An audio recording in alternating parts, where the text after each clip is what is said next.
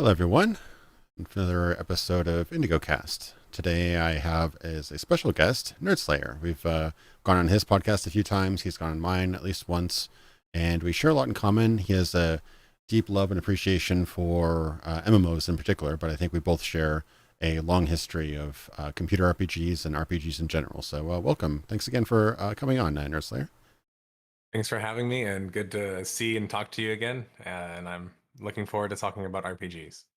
Yeah, me too. Yeah, we go quite. Actually, you're probably my earliest YouTube colleague, I think, because I think we accidentally crossed paths years ago because we independently both made a retrospective video on Hellgate London, and we both came out within like a couple weeks of each other, and it was just a weird coincidence because nobody had really seriously talked about that game for like 5, 10 years. So I think that's how we started. Then we both covered Troika games and stuff. Which they made some of in my opinion, some of the best RPGs of all time. So yeah, although you're definitely way more into the MMO sphere than I am, I think we both kind of have some ley lines as you would on RPGs. Definitely. And I think I also, I don't know how heavily you got into JRPGs as well, but I also am a pretty big JRPG fan too, which is usually surprising the most. But yeah, I love JRPGs. Yeah, I love like Western kind of CRPGs. I love action RPGs like Diablo, and I also go way back. I mean, I think my very first RPGs were JRPGs, going back to like the Square days. Like, I played the original Final Fantasy. I played tons of SNES RPGs, like Final Fantasy VI, Chrono Trigger, which is still one of my favorite games ever. And then Final Fantasy Tactics is more of a strategy RPG, but it shares a lot of the same blood. But yeah, no, there isn't any particular genre of RPG or subgenre of RPG that I don't like, but I definitely have my favorites. I don't know about you. Like, what's your ideal RPG look like? So I'm actually kind of weird when it comes to like RPGs and story, which is like even like when I watch TV or watch like a movie. I don't really like action that much. So yeah, Oh, I really like story experience. Like I actually really enjoyed obviously Disco Elysium, but there's other titles like that. Even Age of Decadence was one that allowed you to do it without doing it the combat way, for example.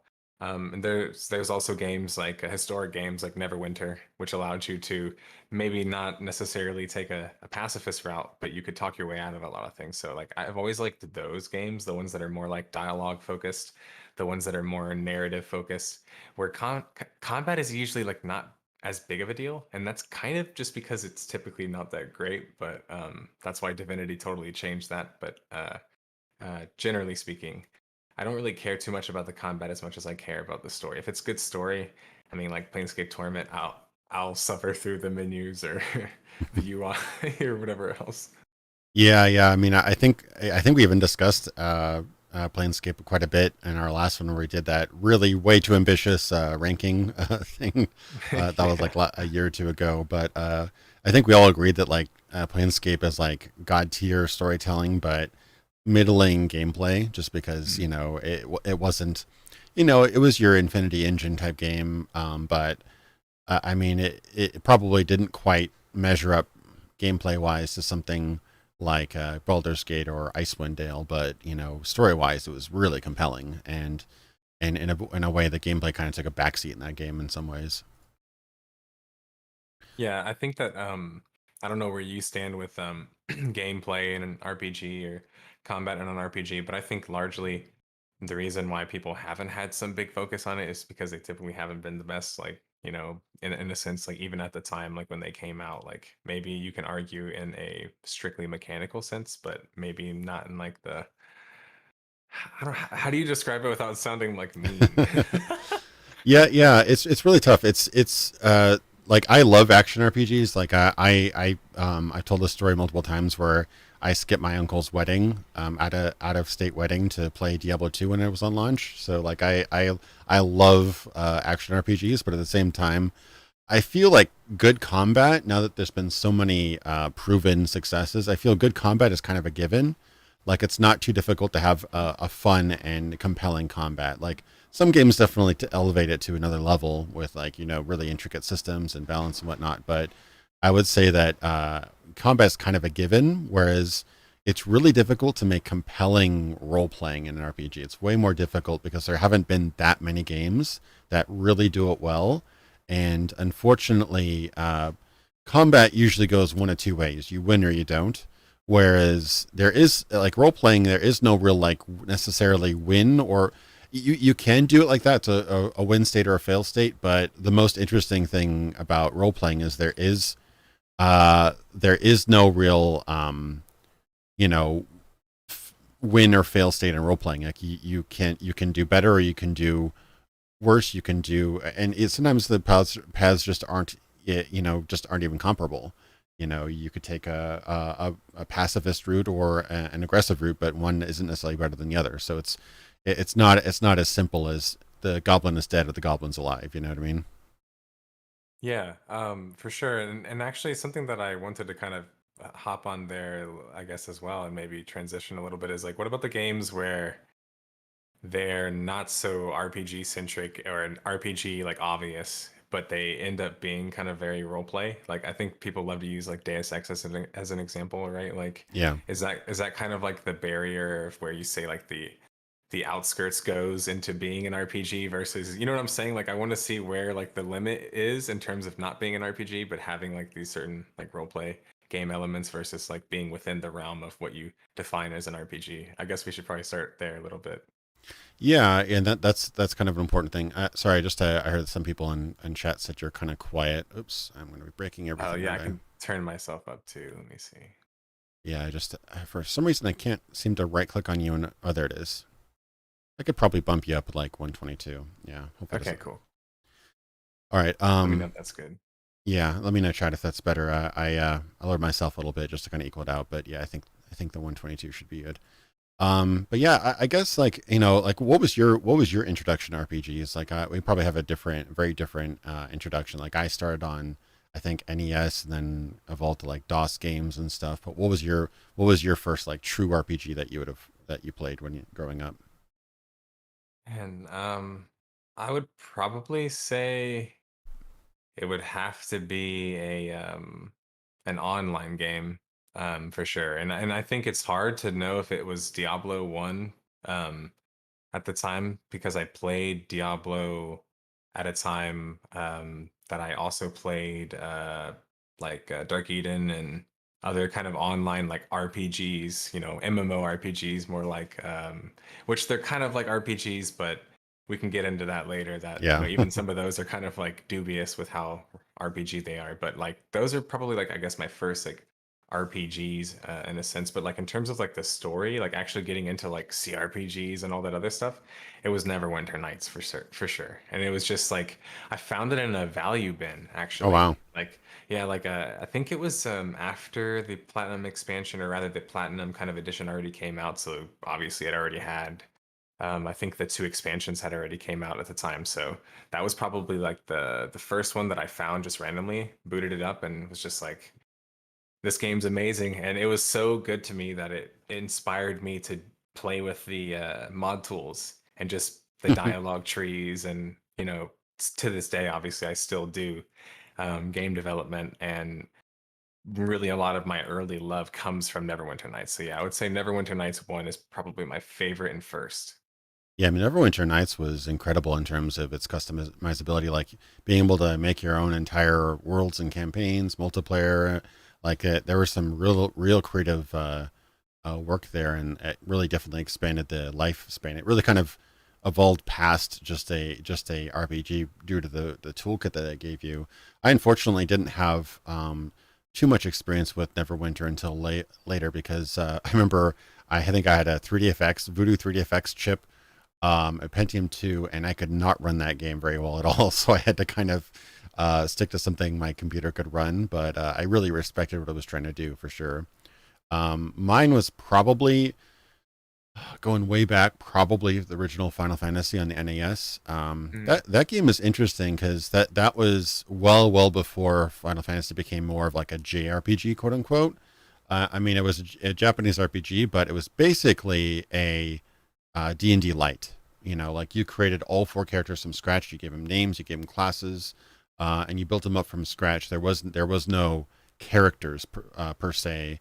like pre-scripted characters, which became like part and parcel with the Final Fantasy series. Like you couldn't play a Final Fantasy past like 2 or 3 that didn't have pre-named, pre-backstoried scripted characters. Like Final Fantasy One was basically a very simplified version of D&D, and from what I've read from the interviews from you know, the creators, the original creators going all the way back to the 80s, I believe that their biggest inspiration were games like Wizardry and our D&D and stuff like that. So they just really kind of went old school tabletop to console gaming, and although the role playing aspect was very little in that game, I did enjoy the customization. That's and I guess that kind of leads into like what makes an RPG, because it sounds like a really silly thing to bring up, but the label has become so ambiguous nowadays.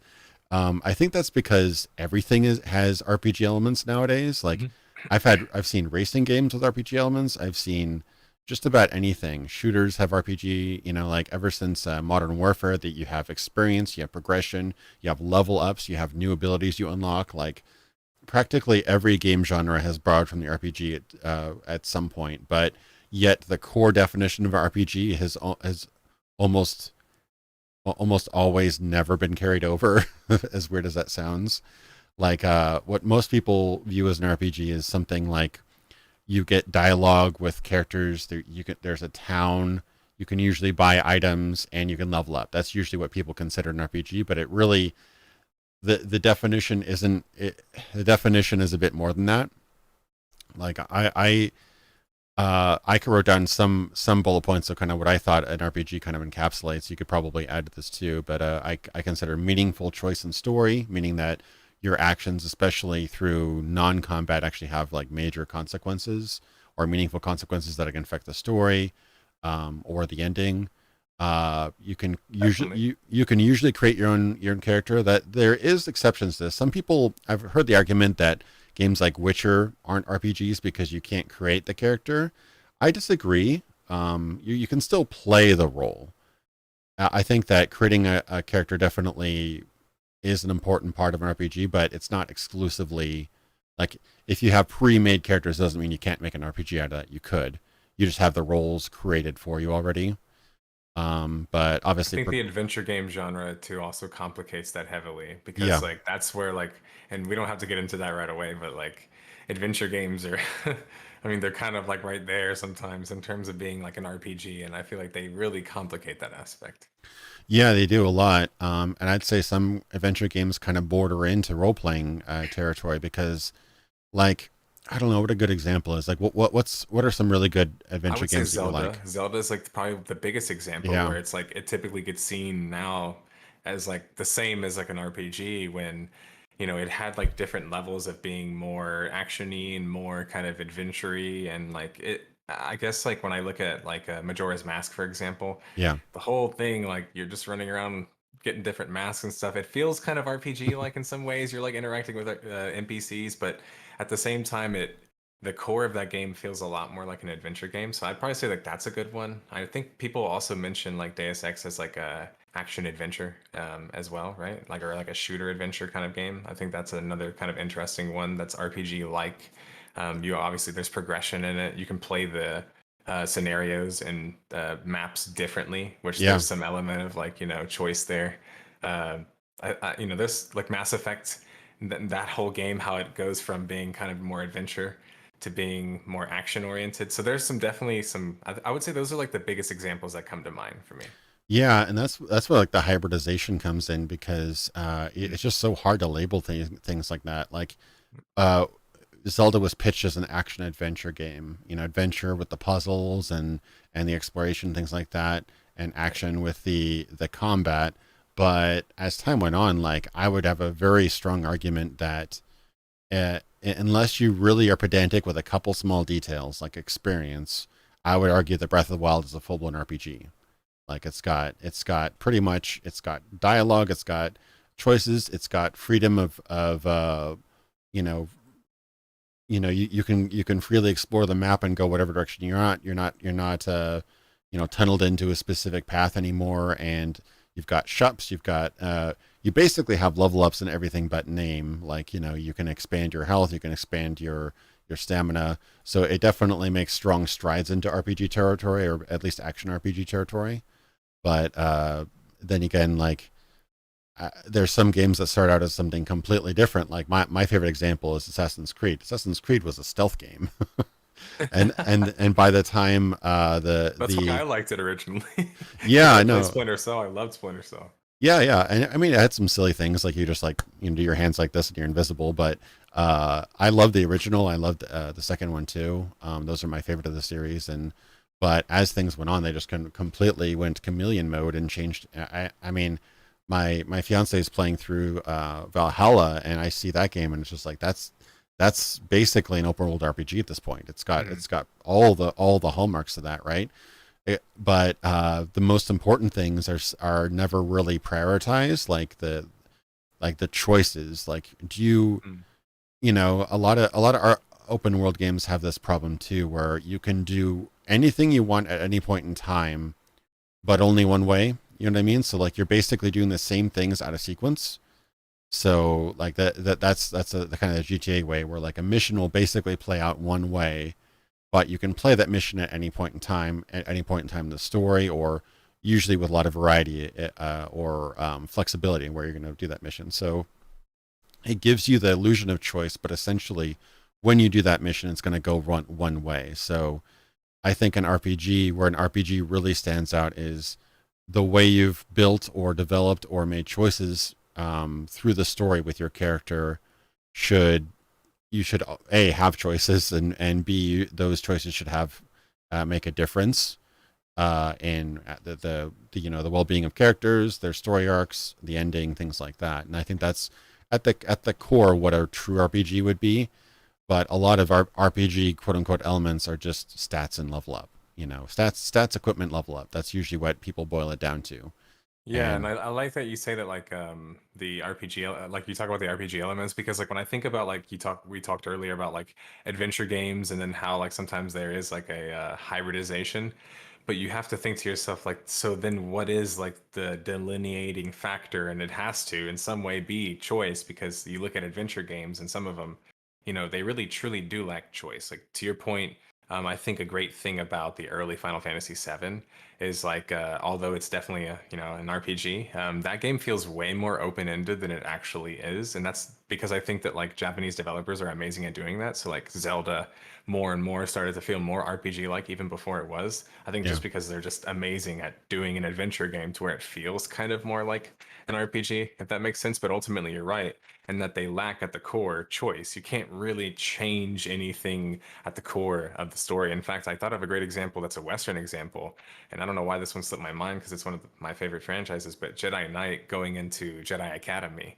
became a lot more like going into Outcast, going into Academy rather, became a lot more RPG. Like they started to let you like choose your missions in different orders and customize your character and stuff. And like you weren't just playing as, Kyle Katarn anymore for like the seventh time. But that's definitely one, but like early on, there's no way you could change the story almost at all. But technically, in Academy, there's like two different ways to play it. But I mean, it's pretty like arbitrary. But pretty even that is binary. a good Yeah. example. Yeah. Yeah, and that's another thing I kind of isolated is that an RPG, if it's really embracing the medium, should each player should have a pretty unique experience. Like, but with choices, like I blew my mind the other day. With just like a handful of choices multiplied on each other, you'll basically never get the same result. Like, there's a theory that in a deck of cards, no deck of cards has been shuffled exactly the same way ever. I don't necessarily believe that, but here's a weird fact: the ways you can combine a deck of cards, the number of unique ways you can arrange a deck of cards is a higher number than the number of atoms in the Earth. So it's like it's a ridiculous amount of numbers. So basically, like the idea is that if at this point you can make these few choices, at this point you can make these few choices, it would eventually branch off into the potential that nobody has ever had a truly same experience. Like everybody has their own experience, and that requires actual branching paths that make a difference in your experience, like different areas that not everybody may explore, different characters that you may not explore, different lines of dialogue that not everybody might hear, different missions that not everybody might be able to play through, and that I think kind of represents the differing experience you could have making a different character. Like, for example, you mentioned Deus Ex. I love the Deus Ex franchise. It's probably one of my favorite games ever. That is definitely a hybrid, but it does embrace the RPG tenet of having, if you build your character a different way, you will have a very different experience in each mission. So, like in this mission, you may go guns blazing, blam, blam, blam, blam, blam, break open the door with a grenade, go upstairs, find the bad guy, shoot him. That could be your experience. Whereas my experience could be, I sneak behind all the guards, I knock them with like stun guns and like shoot trank darts into them. I pick lock the back door. I hack into the mainframe, turn off all the cameras, turn the turrets against their owners, and then sneak up and then use diplomacy against the main guy instead of just shooting him. So like there's a very different experience in the same exact mission. So one of the things that I see that it's kind of antithetical to modern design is that games now require so many man hours and so many millions of dollars to make that they're kind of paranoid of making any content that is not everybody sees. It's like if they make this cutscene, they want everybody to see that cutscene. If they make this boss, they want everybody to see that boss. If they make this area, they want everybody to see that area. And that kind of, I think, goes completely against the grain of an RPG where depending on your actions, depending on your character, you'll have a different perspective and a different journey through the world. So I think that's why we're kind of seeing less of that meaningful choice in games. What do you think about that? Oh, definitely. I mean, I don't want to go to the MMO world already, but even just like over there, like there's an aspect of level scaling is becoming far more prominent, and I think level scaling is like this kind of concept that kind of really ruins, a lot of RPG elements Yeah. because it's just like everywhere you go, like I always have to talk about ESO, but ESO is just crazy with the level scaling that you can be suddenly over here in Vivek and then suddenly like transport over here to this area and there's something like that looks like this like not even the same at all. Like this thing's like totally big and scary. This thing looks totally normal and they're the same level. And it's just like the plausible deniability is just too typical for me personally. Yeah, it's like Borderlands where they scale up like the tiny little guys, and he's like this tiny little dinky guy, and he's like got 5 modifiers on him, and he's like one shotting. He was like, this is a bit ridiculous, isn't it? Where they just like constantly scale things up. Like I think of an early famous example that was in Elder Scrolls Oblivion, where they added in level scaling into that game, and if you went around just the normal, green outdoors, just like you always had at a higher level, you'll find bandits that are decked out in full Daedric armor and have like this ridiculous gear, and they're just like will just destroy you. And it's just like, where'd you get all that, bandit? Like I understand it. Like I thank the stars for level scaling when I was playing with friends on Diablo, because then like if somebody was behind and somebody was ahead, we could all play together. It's fun, but at the same time, like it kind of completely undermines any sense of progression. Like you don't feel powerful if you, a rat's gonna scale up to level 100. You never feel like you've gained that power because everything's gonna basically come up to meet whatever power level you're at. So it's like a mechanic of convenience rather than what would be realistic in a world like that. And I know we've talked about before, like the immersion. You'd like to be immersed in a world and believe that your actions have consequences, and you want to believe that this world is. And yeah, there's dragons, there's goblins, whatever, but the world should be internally consistent, I think, where it should make sense within its world. Definitely, and I think that that's kind of also where, like, when you look at a lot of games that kind of seem like RPG or have RPG elements, they'll typically lack a little bit of that worldly element to it. And in fact, that's why Dark Souls is a good example. People typically use as being like it has like no story basically, Yeah. but it has like this idea of like the world story. And so like if you walk around and like really look into stuff and read the lore, like you can actually get a story experience that plays maybe closer to what people would feel like as an RPG. but otherwise there's like no story experience. So it's just kind of like, is it really an RPG if you can kind of ignore the story, for example? Probably not. I don't know. Yeah, I love that series. I'm actually replaying the Demon Souls remaster, which is my favorite of the series. Mm, if Bloodborne ran at 60 frames, that'd be a contender as well. But what's amazing about those worlds is they have fascinating worlds that have obviously had a lot of thought put into them, but there's very little actual dialogue or plot. It's just you're traversing and surviving through a very interesting and detailed world, but not really. There's no particular scripted plot for you to engage in, which is interesting. So it really kind of falls into the action RPG catalog, but there's tons of Right. interesting lore in the game if you really want to dig into it. And that's probably what's made the game so interesting is that you can really dig into it. But yeah, So my so question to you, sorry, I'm curious because we're saying a lot of these hybrid kind of titles, and so then my question is, do you think like the sum of all parts of like being just an RPG then is kind of like the more intense form, so to say, versus like being like a hybrid project, right? yeah, Has I a higher mean, level of, standard or whatever. yeah, I mean, like the as I was going through the list that I wrote down here, and this isn't anything objective. It's just my viewpoint of what I would consider an RPG to be. Is like traditionally you start up the game and you spend like the first half an hour just rolling your stats, putting together a character. Like I've it seared into my brain, Baldur's Gate 2, just spending hours just creating interesting characters and hearing that music over and over again, just like making all these characters and saving and re-rolling and trying new characters. And that was like the kind of iconic RPG experience, but that doesn't necessarily need to be in every RPG. I think that the most important facets of like what I would consider a true RPG are the ones that are least obvious.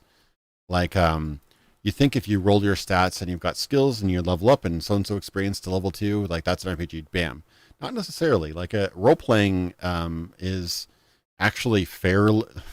It sounds ridiculous, but role playing is actually fairly rare. Like actual meaningful role playing is fairly rare in games nowadays. Like it requires a lot of choices, a lot of options, and it requires game developers to build out many different possibilities. Like I would consider one of the truest RPGs ever made would be something like Fallout 1 and 2, because you talk about open ended. That game is ridiculously open ended. Um, like there are so many options you can do. You can skip entire. You can like basically skip half the map if you want to, or more if you want to.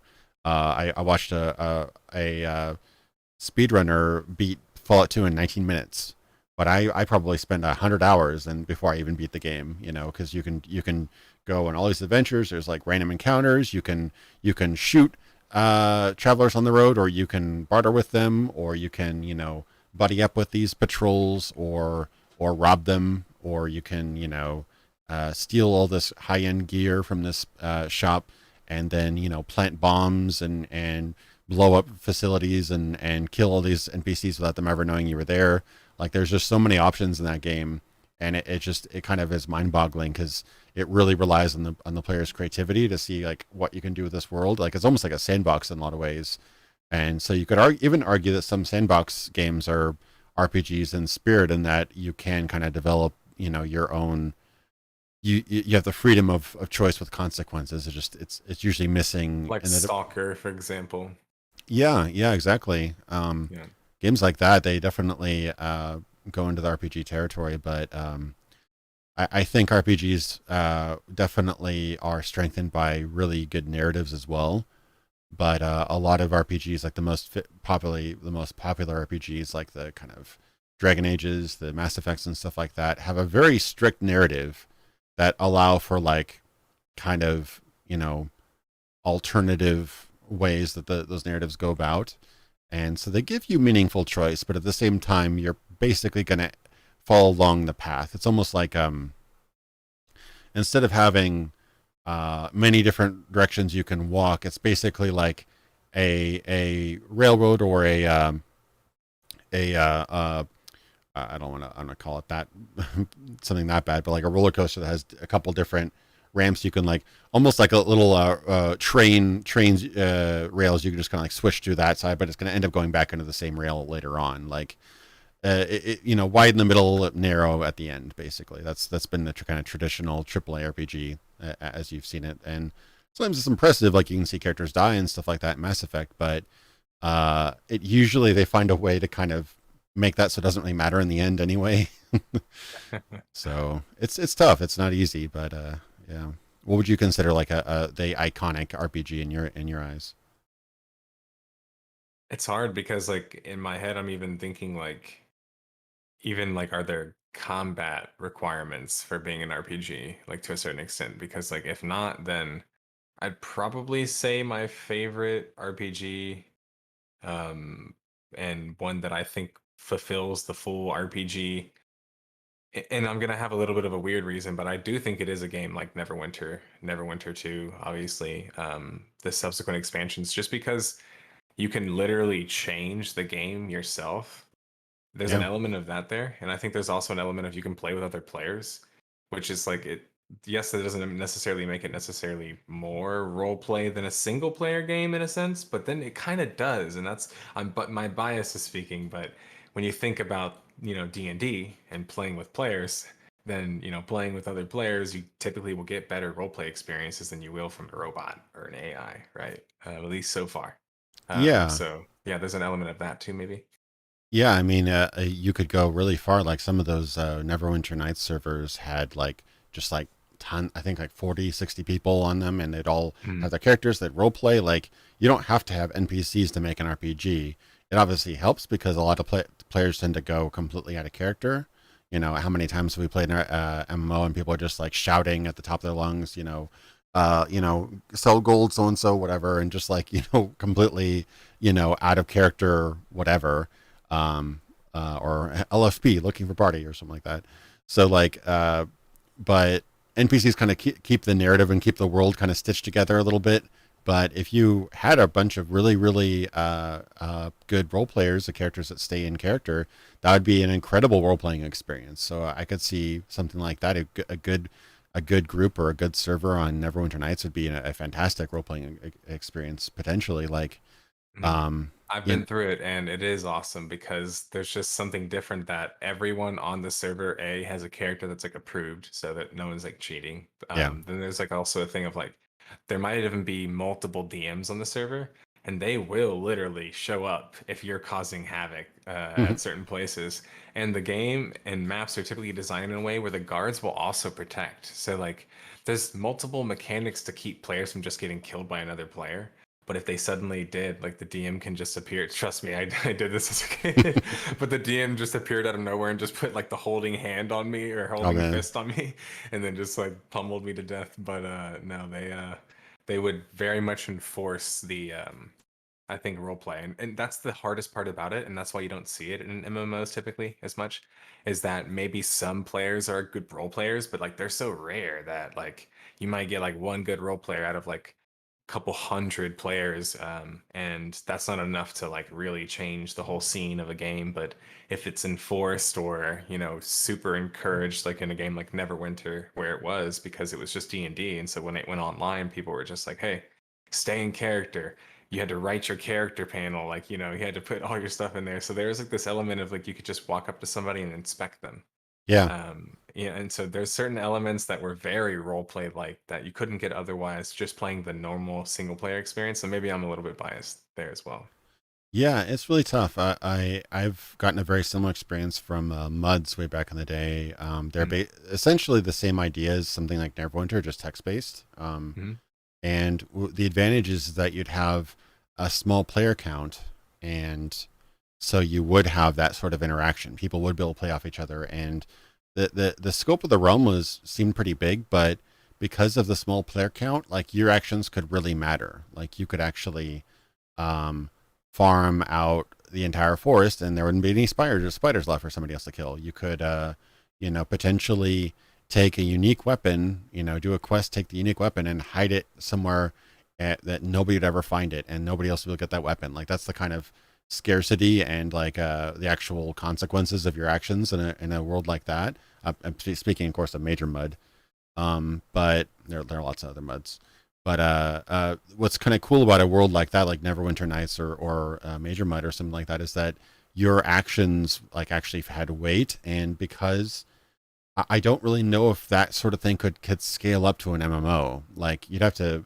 There's so many people that are in an MMO for the grind. Oh, I got to get my DPS up. Oh, I read this build on the wiki and I got to optimize my character so and so and so and so. Or I got another 30 hours of grind to be able to farm this boss who respawns every 2 days, who has a 1% chance of dropping a legendary item or something like that. Like that, I notice that's becoming more and more prevalent. The kind of attitude that people take in these games, and that's fine. I mean, it's how you want to play, but you're not going to get an RPG like a role playing experience out of that attitude. You're just going to get like, oh, when you want to try the so and so, do you want to farm this for a couple hours, or I'm looking for party, to do the blah dungeon for the 50th time. Like, you're not going to get a whole lot of like role playing out of that. I don't see that, unfortunately. Yeah, like this actually is funny you bring this up because like I had really been looking into this lately because I had been studying MUDs and the origin of the word and term massive multiplayer online RPG, and then kind of other terms that really didn't get used and kind of got looked over. And to your point about saying how these certain games had smaller focuses on, at least like the content was smaller for a smaller amount of players. I think the reason why that kind of gets overlooked is because of what I'm really trying to put out in a video soon, which is like there was kind of a bit of a genre that got overlooked, and it's just a straight like the online RPG or the multiplayer online RPG genre. I just call it the MORPG genre. Like I think it kind of got like jumped over because we suddenly went from being graphical muds to Richard Garriott coins the term massive multiplayer online RPG, and it's because marketing. It was and it was an amazing term. Like still to this day, as much as we can hate like certain aspects about it and it's cheesy, so on and so forth, it's very effective. But I think that Yeah. that actually did a lot of harm to RPGs in general because it caused this kind of like schism between like where things are trying to be massive and yet there are still these games that like kind of like Neverwinter that weren't massive. Clearly they No. couldn't be in order to function in that way, but they had much better roleplay experiences. And it's why I'm typically so like harsh when people are like, "Hey, well, Final Fantasy 14 is an MMO," and I'm like, "Well, I think it's not actually. That's why it's so good at what it does. It's like because it's not trying to be so massive." And I think that's the hard part is like try to convince someone. Obviously, you're kind of arguing in their favor, but like to go into it further, like I looked into one of the most famous muds ever, DQ mud. DQ mud led to RuneScape, led to EverQuest, led to Oh, basically the creation of all the major gameplay loops that we know and today. And so DQ mud was a game that people like Richard Bartle, one of the founders of the virtual reality, virtual world kind of like industry, and really a creator of muds in general. I think he created the first mud called Mud One and Mud Two. But Richard Bartle has talked about this actually. He's called it like virtual worlds are made by newbies. He made like an mm, article on Gamma Sutra about it, but he basically called out kind of what you were talking about, which is like part of the factor is what you said earlier is that roleplay is so complex. So many people just don't have an idea of how to create this like roleplay or create an environment, an ecology in which somebody actually could roleplay, for example, or would naturally roleplay. A lot of the time, they just think it's enough to just give you features. Like if I just give you features, yeah. you will create roleplay. It's kind of like this idea of like the artist. Like if you just give an artist like utensils, they'll just create art. And it's like I wish it was that simple. But I have some friends that are great at art, but I can give them every tool in the book, but they won't do anything at all with it, right? So Yeah. there's an element of like you have to also create an environment where the person is willing to create this art, or maybe they're trying to interact with other players, so suddenly they're trying to role play a lot more. So I think to your point, actually, in MMOs and online RPGs in general, a lot of the role play aspect was lost because everything jumped to massive right away, and we kind of like missed all this other aspect in between, which is kind of hard to replicate at a large scale. Period. Even just in real life, right? Like it's hard to role play in real life in a big, massive group. Yeah, yeah. I mean, a tightly knit group like it, you're basically doing an expanded version of like traditional, tabletop RPGs like Dungeons and Dragons. I played that back in the day with some friends and family, and then I dipped in a little bit into Shadowrun, and those games are very much about players' creativity and role playing, and their imagination. You know, like at any point in time, a good DM will like you say, oh, you know what, this dragon cave is kind of scary. I'm gonna leave and sail across to the other port, and you're like, okay, you head to the port. You know, like you know. Options that would be kind of completely unfathomable in most, you know, console or PC RPGs are just readily available because it's all just paper and you can make up things as you go. And the flexibility of tabletop gaming is incredible that way. And, Mhm. you know, obviously it's difficult to translate that into like 3D environments and, you know, fully realized digital works. But like, I think there's a headway in that when we see like some of these tabletop like games that are coming out. I think someone came out on Kickstarter where they have like tile sets and like really like Unreal Engine 4 environments look really really cool. So Hellspire. Yeah. yeah, Tailspire, that's a great example. Yeah. So I could see something like that kind of combined with the toolkit or the power of the toolkit of something like Neverwinter Nights. Like you could potentially just like, okay, the party now diverts their course to so and so, and you can just like create a forest and create a castle. Like, okay, I need a town with, you know, you could use procedural generation for some of this. You could like create a town with five, you know, five towers, a keep, you know, a marketplace. Bam, there you go. You got your town, and then you save that town for later.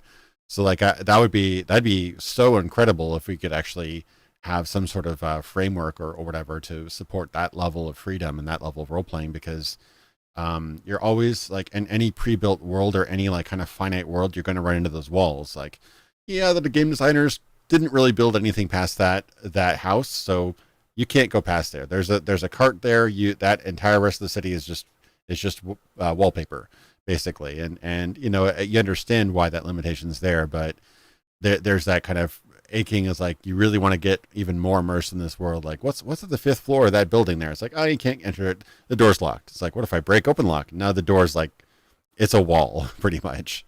So I don't know where I was going with that, but yeah. So there's like obviously technical limitations and stuff like that, but I don't see why you couldn't make an MMO or a multiplayer game you know work with role playing, but the problem is like once you scale it up to thousands of players or even dozens of players, it gets really hard. Some people are just there to Mhm. some people are just there to kill the orcs, you know, some people are just there to get the loot. Anything over 64 players requires you to reverse engineer the Yeah, engine, basically. So that like anything over 64. So it's like Unreal, like it's still to this day, as far as I know, I haven't heard anything different from the people I know in the know that work with servers. And anything past that has to be reverse engineered. So it's like proprietary code every time an MMO gets worked on or created or so on and so forth. It's not like using the Unreal Engine really. It's like the Unreal Engine as a platform that they turned into this online kind of deal. So like really like that's still happening until that becomes more of like even a commonplace thing. We won't see like these games capable of reaching the potential they could, but to your point, they're always going to have issues with going massive because they're yeah, basically built on a framework that's not massive. yeah. A lot of these survival RPGs, they like use Unreal Engine as the client, but they actually are hosted by like shootergame.exe or something like that. I've seen, I think Arc did for a while. There's a couple of the games that did that where it's like basically a pretty pretty solid multiplayer framework that you can just kind of plug clients into. Because a buddy of mine hosted a an Arc server for a while, and yeah, I believe there was some sort of cap like that. Like, but when you got past a certain player count, like things just started going wrong, or you just couldn't exceed that because you didn't intend for this to be to support, you know, 500 characters or whatever. And even MMOs I've noticed have actually kind of toned down the MMO part of it because I remember probably one of my worst MMO experiences was early on. I was probably a little bit under spec on my PC, but Anarchy Online had no player cap that I know of. So like you could enter the town and you just not move. Like you get 1 frame per second and just like not be able to move. Like you'd be like, dit, dit, and just like, okay, maybe if I hold down W, I might get to an area where I can look around again or something like that. And so I think that's kind of inspired a lot of, you know, kind of band-aids over that. Like you know, obviously technology's gotten better since then, but I know a lot of games use like super servers and things like that where they'll like Yeah. hide like 80% of the players from you so that no one instance will have more than so and so players, so you won't like completely crash your computer. Things like that. I mean, Yeah, that Guild Wars 1 actually made that like pretty famous actually. Like a lot of yeah. people don't realize it, but Guild Wars 1 was the first to really use channels in an online context. I mean, that game came out in like I think 04, 05-ish. And Guild Wars 1 wasn't an MMO. They even considered themselves a Copra, which was just like Hmm. cooperative online RPG. No one ever used this term, Copra and G. no, yeah, no one ever cared about this term. But I always maintained that Morpg is a better term anyway because it was used before that on Neverwinter, actually the AOL version. Yeah. If you look it up, they called it a multiplayer online RPG, and that's because they didn't know what else to call it at this time. But in my eyes, I was always like, all right, so the genre was created back then, and so on and so forth. These other games came out that weren't massive yet, but clearly, could have been called maybe a MorpG. But I think actually a great example of that that typically gets considered an MMO rather, is Fantasy Star.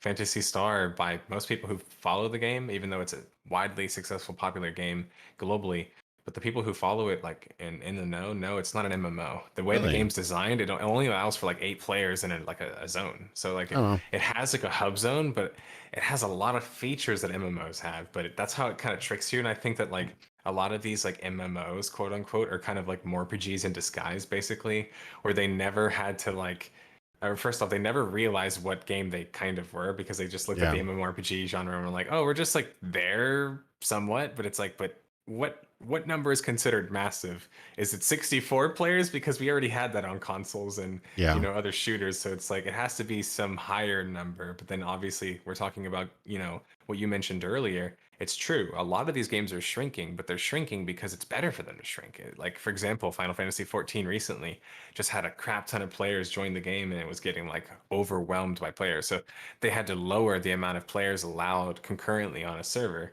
in order to allow them to, function the game better, basically. But that game shouldn't even have that problem when it should just introduce channels because it doesn't need to be. You don't need 100 players running around in the city. That's useless in that game. It's literally useless. Yeah, I know that there's like it's been a problem for a long time because graphics Hmm. continue to improve, and so Exactly. requirements even to render one character grows with the power level of the computers. But I know like Guild Wars 2, you can, if you're really running into problems, you can like turn down every other character to like little generic hooded people that are like low poly, just to kind of save your computer, things like that. That's a Uh, great example, honestly, because that yeah. game's performance is absolutely horrible. I don't know. Yeah, even like really high end computers. I've always had a little bit of difficulty getting it above that. Not nearly as bad as Planet Side. That game was freaking awful. When it comes to rendering it or running it past like so and so players, but yeah, it must just have some sort of cap or something like that in the engine where it can't perform past a certain point. But yeah, it's tough because you want to get that kind of massive experience. Like, how cool would it be to just like go through a city that looks just like uh, something like Assassin's Creed, where you've got just hundreds of townspeople just doing their own thing. But doing that in a real player environment would just be a nightmare. People would be bouncing off each other. They'd be like lagging. You'd get people colliding, and animations wouldn't be smooth. So it's a challenge for sure. But yeah, there's a definite. There isn't only a difference in like framework, like technical difference to support a 64 player game versus a you know 40,000 player game. There's also like gameplay styles. Like I know that a lot of MMOs still have um, like combat mechanics that were built for modems.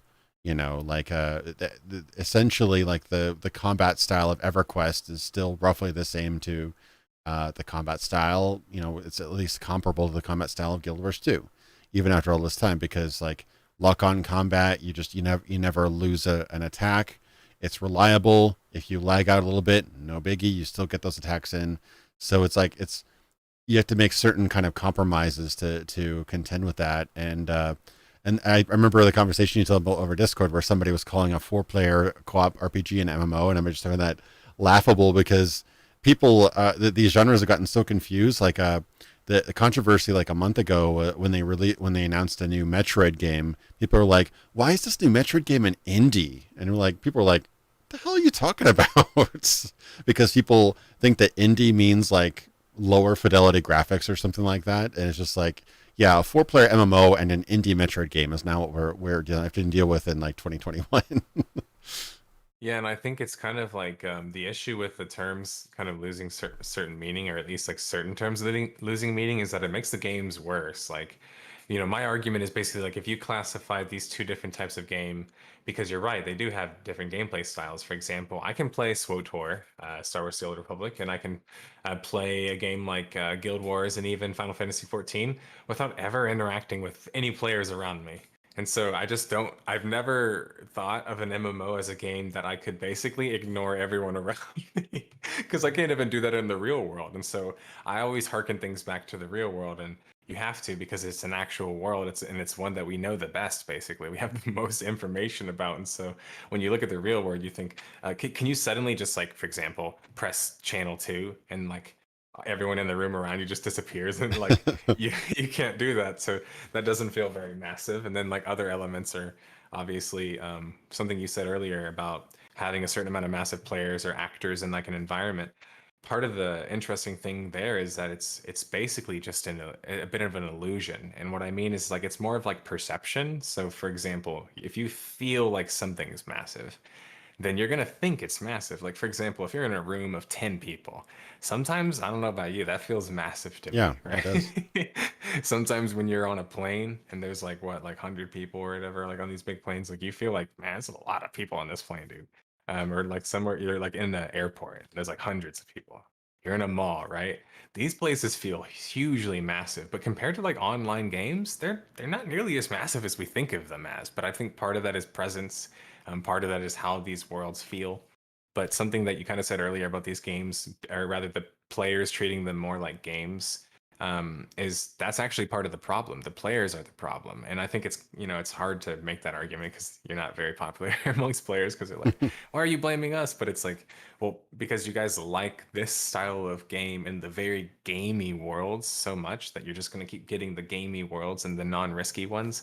Whereas, like Richard Bartle says, like, it's a bunch of novices right now making virtual worlds, and it's because they actually are very difficult to make.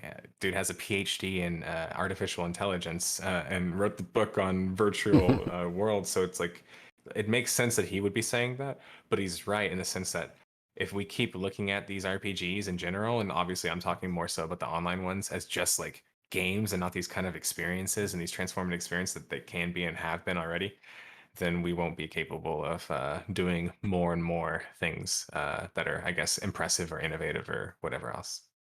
Yeah, and this has been a lot of problem. It's like it's almost like I hate using the term, but there's no better term for it. It's what is it?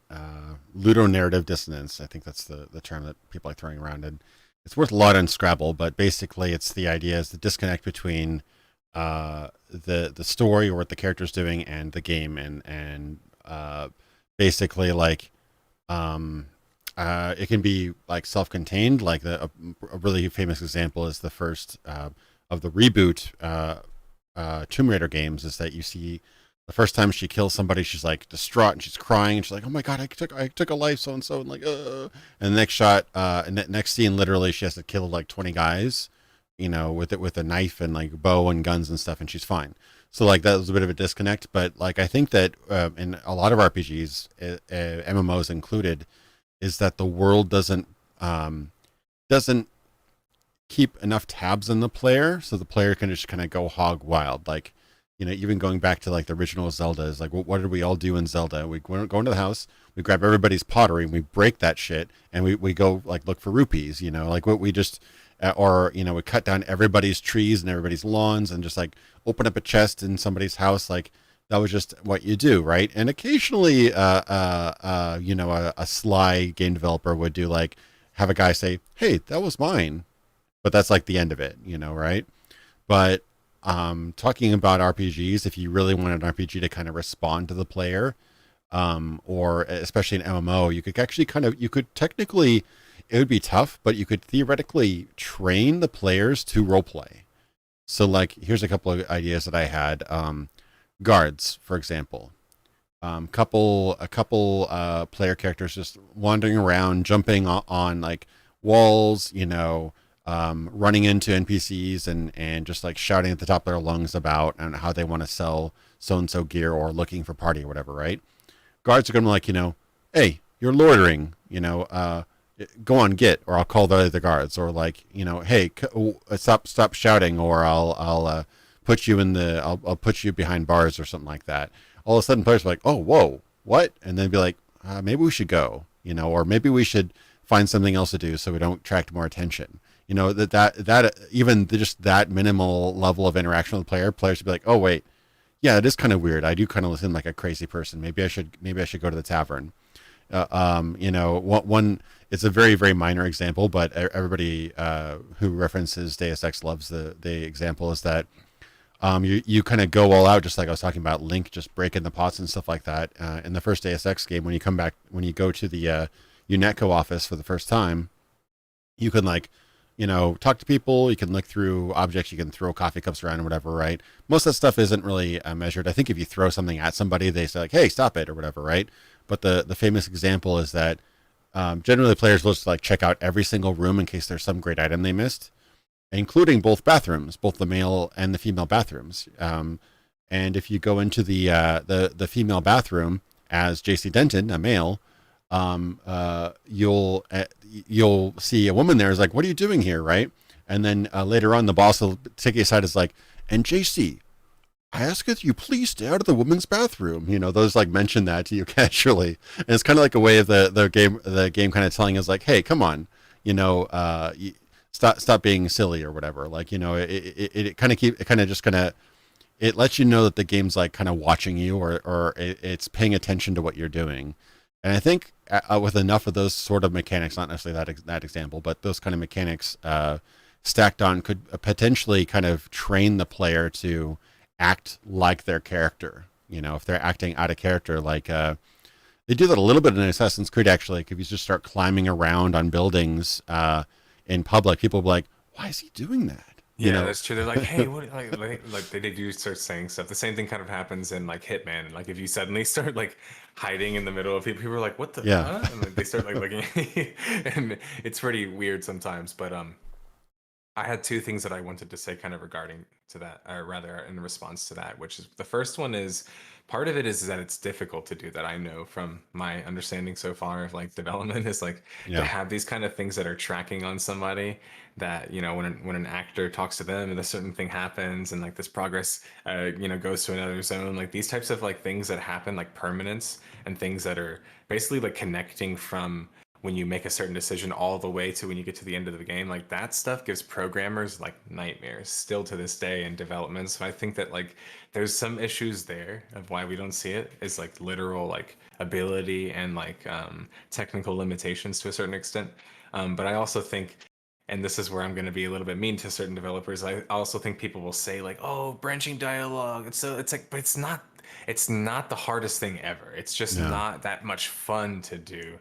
And it can be kind of like overwhelming after a while when you are handling so many branches of dialogue. But I was like, but I used to do branching dialogue when I was like 10 playing Neverwinter. Like you can do branching dialogue. It's just more of like, obviously it ends up being, especially for a programmer, they don't care about all the dialogue. So they're also like No. branching dialogue, like because they don't want to have to deal with all the dialogue. And then the other thing is that I think a big reason why we see a lack of roleplay, especially in MMOs, really is just because look at most of the MMOs, and most of them are combat related. That's basically Yeah. the only way you can play the game. And if you look at the best role playing MMOs, they had non combat roles basically. So you could Yeah. do things that weren't just fighting, and that's because that's more realistic. As a martial artist in real life, I've been doing it since I'm 4. That's like 1% of the population. Less, honestly. Like it's such a small percentage of the population. I was called like a TMA kid, like traditional martial art kid.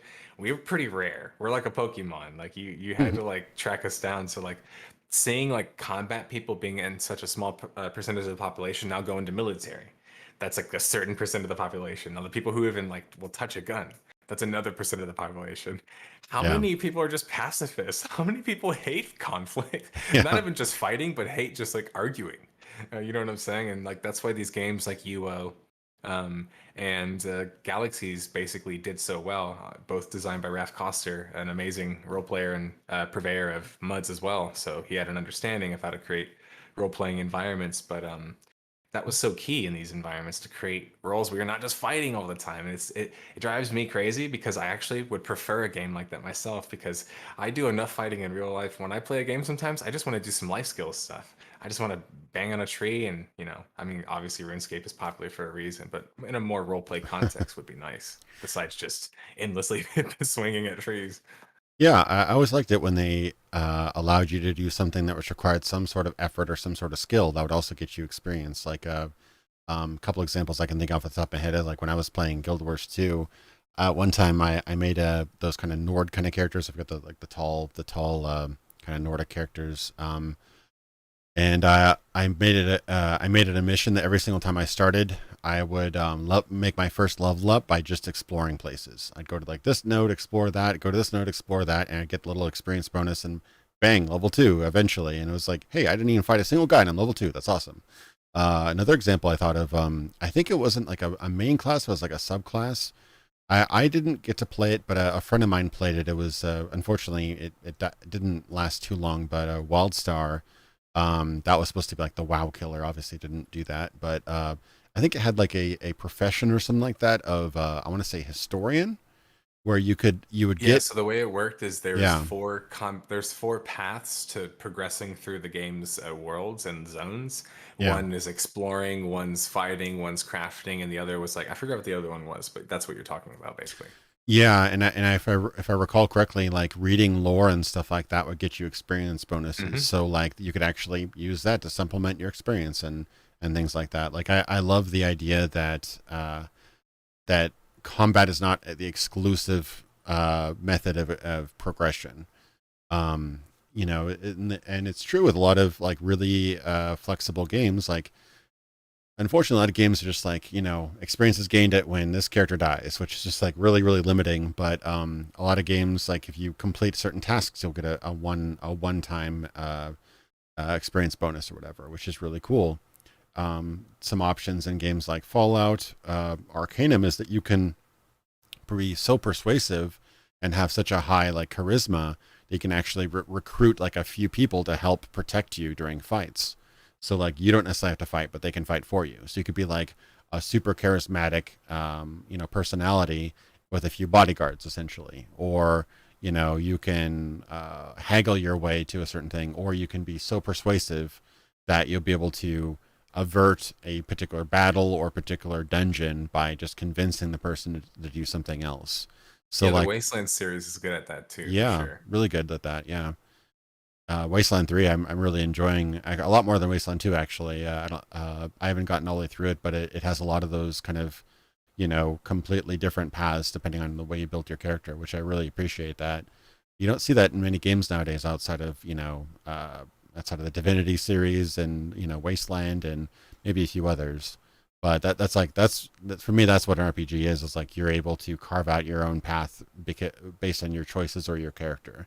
Like my character, what would my character do? I would try to talk the guy out of it.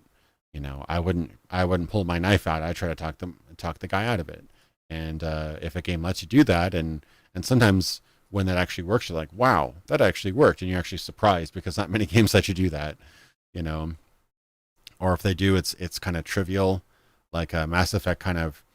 Mass Effect's another game which I love the Mass Effect trilogy, but it has the appearance of being a lot more meaningful choice than it actually does. Like, KOTOR is the same way, and it's one of my favorite series and yeah, games. And it's the exact same way, where it's like, tell someone just go jump off this building, and it's like that's like the choice. It's like, okay, with the dark side of the force, I'll tell them to go jump off this building. That's like the choice or whatever. yeah, yeah, and or like there are options where it's like, oh, you can push this guy out a window. That's freaking awesome, and I always do when I can, but it doesn't Like the really renegade matter. or Yeah, the whatever, where you're like, renegade. Yeah, yeah, yeah. yeah. And there's even times where you can let a character die, but just like modern game design kind of dictates, they don't actually let that character die. He gets replaced with an identical character build, or something like that. Yep. I think that happens twice in the series. It If I does yeah actually. yeah it does.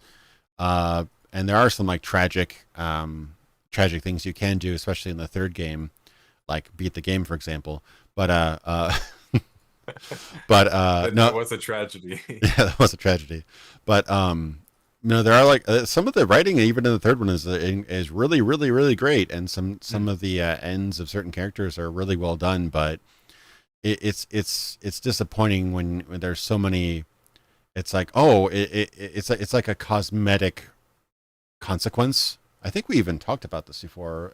I believe so, but like, We the, did because I think we talked about one of my favorite games, or at least the game that I'm like I love so much, but I kind of hate because I hate that the third game was way more famous and popular, and it's Witcher series. that was Like the Witcher series, you're yeah. talking about like a game that like basically what type of action adventure game also has so much choice and narrative, and in my head I was thinking like what Witcher 2 does, and that's why I loved it so much because like that game literally requires you to like pause, read the fucking lore, and be like, okay, who's here? Like, what faction is there? Like, like who am I helping with this decision? Like, you had to really start to think about like the political situation.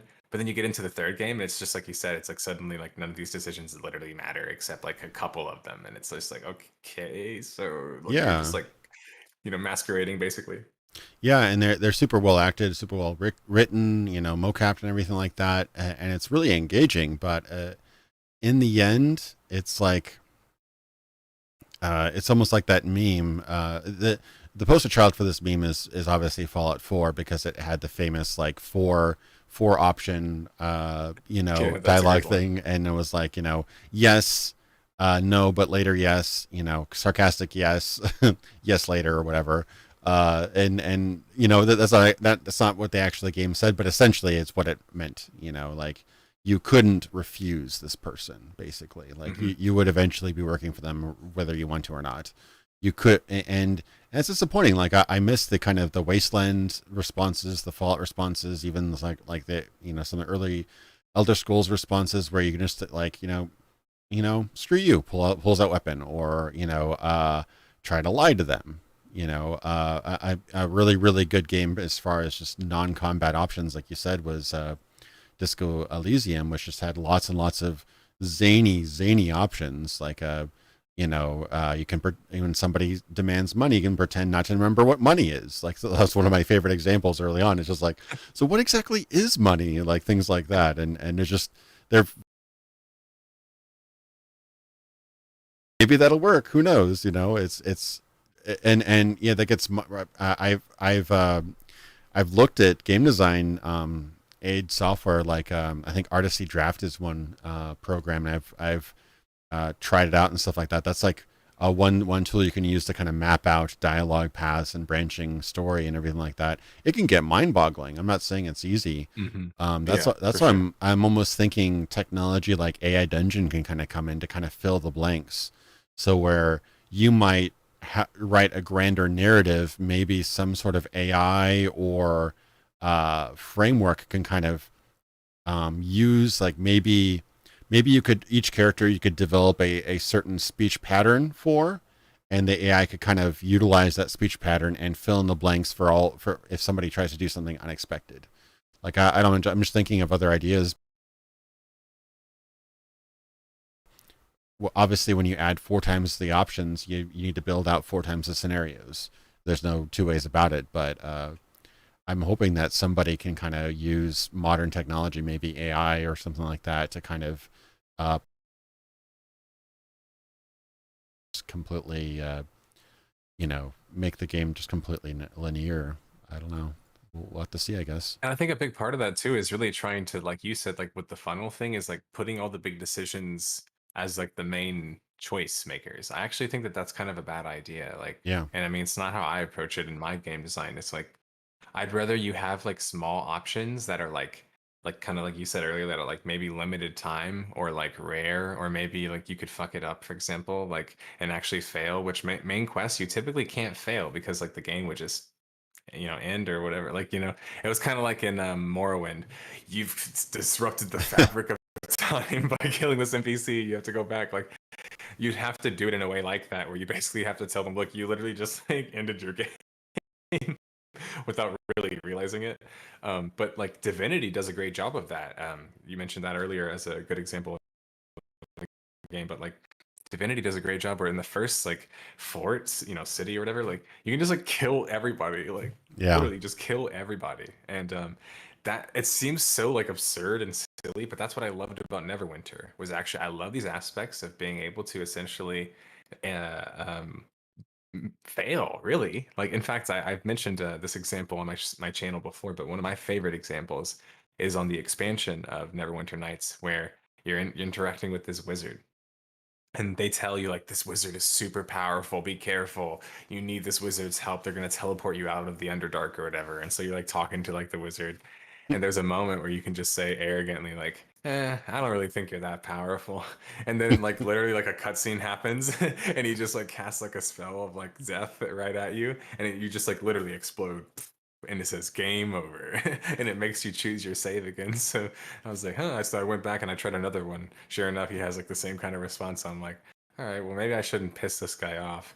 And so sure enough, I stopped doing that. But stuff like that is, possible. It was possible back then, but it's better. That kind of choice, I think, is much better than being like, do you choose the green ending or the blue ending or or this or like do you choose to save the citadel or the council and then I like replace all the council members anyway. Like me, I had like the council members killed my first time because I was like super human centric, and then like when they replaced them all I was just like, why would I ever do that again? Like they literally made it just like pointless. Anyway, that's side tangent, but Yeah, no, I like it when games have like a it's you can kind of consider them like fake endings, but when games let you just kind of what if I instead of just going toward that military base, I just walk away and drive away instead. And it's like, oh, he decided to drive away and abandon his girlfriend. The end. And it's like those are always fun, but like if they just like took those kind of things a step further, where there's a potential, maybe you pissed off this wizard and he did like zap you and cast you off the cliff or whatever, and then maybe you wake up later and you're like, oh man, I'm like half dead and crawling out of this body of corpses that this wizard like threw off the edge of the cliff or whatever, and maybe that could be a seed for another story or whatever. Like I love the idea that you could just kind of like let's roll with that. And as I've been playing a lot of D&D with friends over the past few years, and it's just amazing that the word no really doesn't exist in tabletop role playing. Like there if you have a DM, a good DM, like there really is no reason for them to refuse a character's action, even if that action results in them all dying a horrific death. It should have that option. It's like, yeah, I poke the sleeping dragon in the eyeball. It's like you poke the sleeping dragon in the eyeball. Roll initiative. Like that everything should potentially be an option, and the unfortunate fact of computer games is everything has to be programmed and scripted beforehand. So like it's obviously a challenge, but I think we're seeing more games that like survival sandbox games, things like that are more about player freedom and things like that. Like anything's possible. So yeah, no, it's definitely a dream, but and we've seen it here and there. Like we've seen modern examples. Like I don't know if you ever got to play the Wasteland. You played Wasteland 3? Mhm. Yeah, yeah. Like that game has some of those kind of fun options where you can just like tell somebody off, and if you've got a high enough their equivalent of the intimidate skill, you it's like, oh, okay, sorry for bothering you. You can kind of get that response. Yeah, and Uh, I think maybe like, and this is like maybe a discussion for another time, but some of it is like even these narrative things, like some of the RPGs back in the day, like Arcanum, I think is a great example, and it's actually something yeah, that I like. Arcanum is like a spiritual, I should say, it's like a huge inspiration for the project I'm creating because I just love it so much. But I love a specific aspect about it, which is how I love this divide between technology and magic and how it's yeah, baked into the game to the game's design. And I love that as a player you're subjected to that and basically whatever your decisions are. And like in modern game design and many casual games, as you would probably agree, they wouldn't really go for something like that because it's so controversial to be like suddenly like you're doing something wrong. People hate being told that. Like yeah, how they're like, oh no, like I picked the wrong one. They want to like go back and make another one or whatever. But like There's also just an element of like they were willing to kind of tackle some of these more mature themes that are like very controversial. Like for Yeah. example, EverQuest is a great example where like if you play as a dark elf in that game, they're literally racist against you. Like for example, like humans, they cannot stand you. The guards, if you inspect them, will say like scowls at you, which tells you in that game that they'll attack you on sight. And it'll also tell you like what's the difficulty level, and it'll say like sure defeat or whatever. So like you can see like will they attack you? Yes. Will they beat you easily? Yes.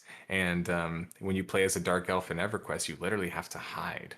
Even if you Yeah. play in the city, you have to hide and like play and it's very risky. And so that stuff is so controversial. And even things like race and being racist in a game is controversial, but it does really create these amazing roleplay experiences. That was actually one of my favorite experiences in EverQuest. Was I usually played on a non PvP server, but I jumped on with a couple friends on a PvP server once and started as a dark elf, and made my all my way over to Freeport and snuck all my way there, and then I had to like hide in the slums and make sure I kept out of eyesight of the guards because they would attack me on sight.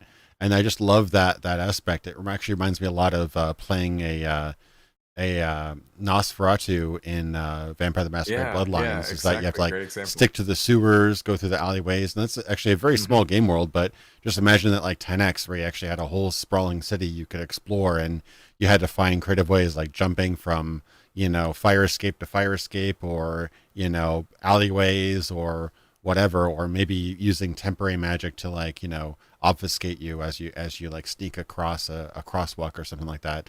I love that aspect of games where like realistically they'd hit you. That you see some monster in the street in the middle of the night attack you. You think you weren't sure if it was like a guy had rabies, or is some sort of addict who's kind of coming at you. You don't know, and naturally the police goes like monster and starts shooting you or something like that. You know, uh, so it's a really interesting uh, it really reinforces the how the world would be, in that sort of fantasy environment. And you can, if you do it well enough, you can totally accept that there's vampires and there's orcs and there's the Alliance and the Horde or whatever, because the world itself is consistent. And I think Yeah. I think a lot of those really interesting, like you said, controversial decisions fall by the wayside because we've tested this with our group and players didn't really like that, and it's like too bad.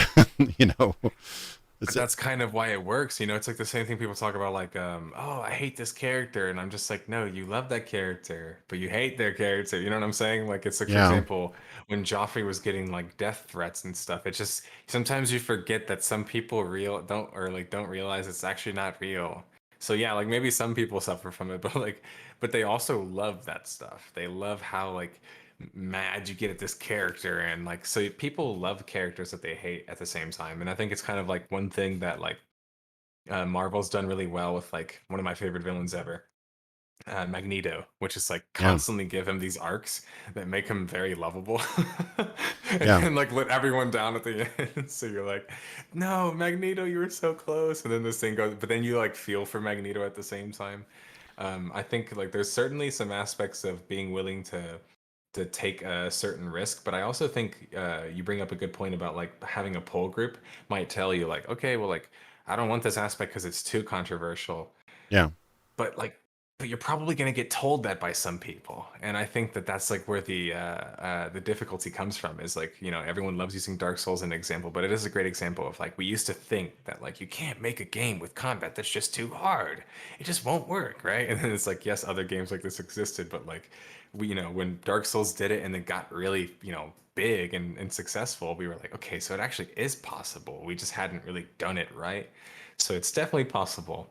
But I think that maybe we haven't been attempting it as much because, kind of like what you said, maybe people were just like, oh, well, this story has been attempted before. But I think that there's many more ways we can handle, for example, the divide between magic or technology, and how you have to choose between this like divide or whatever else, and but it actually have some kind of long lasting consequence. Or even just to give Fallout New Vegas some credit, even what they did in that game, which is allow you to, at different points of the game, say that you don't want to work with this faction anymore, and then Yeah. suddenly you can work with this other faction. And even just like small things like that gave people such a positive perception of that game. Still to this day, people are like, man, Fallout New Vegas, there's so many choices. And I was like, technically there actually isn't. Like, I've looked Yeah. into them all. There really isn't that many, but like if you lay them all out, there is a lot. Like there's a lot going on, and so you feel like you have so many, choices or whatever. Yeah, at least comparatively to a lot of games now, which don't really offer that many meaningful choices. But yeah, no, I love Arcanum's setting. I actually worked on a kind of spiritual successor tabletop RPG for about a year or two, intended to be like a successor to Arcanum. And I was trying to figure out the mechanics of Okay. it too. Yeah, the thing that really stumped me was the core mechanic, or that core thing, which was the technology versus magic, and the solutions that I juggled with. Obviously, with a computer RPG, you can do all this stuff completely invisibly with code, but I was trying to think of how to do it. It's actually a really good practice too. I've heard that Interplay and a lot of other like devs, like former Obsidian devs and stuff like that, or would like write everything on paper and try it out on paper before implementing it into the game to see if it works. Mhm. But It's very common in certain prototyping of games, like very mechanical games, yeah, like a chess-based type of game or like a card game. For example, Hearthstone was yeah. prototyped, just by drawing, it basically. Yeah, I mean, if you can get that to work with paper, then you can just send the schematics essentially to your developers, and they could actually put it into stuff. Why waste hundreds of hours of coding time? Debugging something you can just do with literal cards. It's a card game. But yeah, the what I had thought might work. I wasn't entirely happy of how Arcanum the game did that, because it basically just made it so like you had a proc chance of just blocking something. Like I don't know if you ever played a technological guy, and you had I forget his name, but the first guy you meet, he's a healer, follow you Mhm. around. He'd be like heal, heal, heal, block, block, block. Like you'd just like block half of his heals because you had a technical alignment, and I was like, that's it.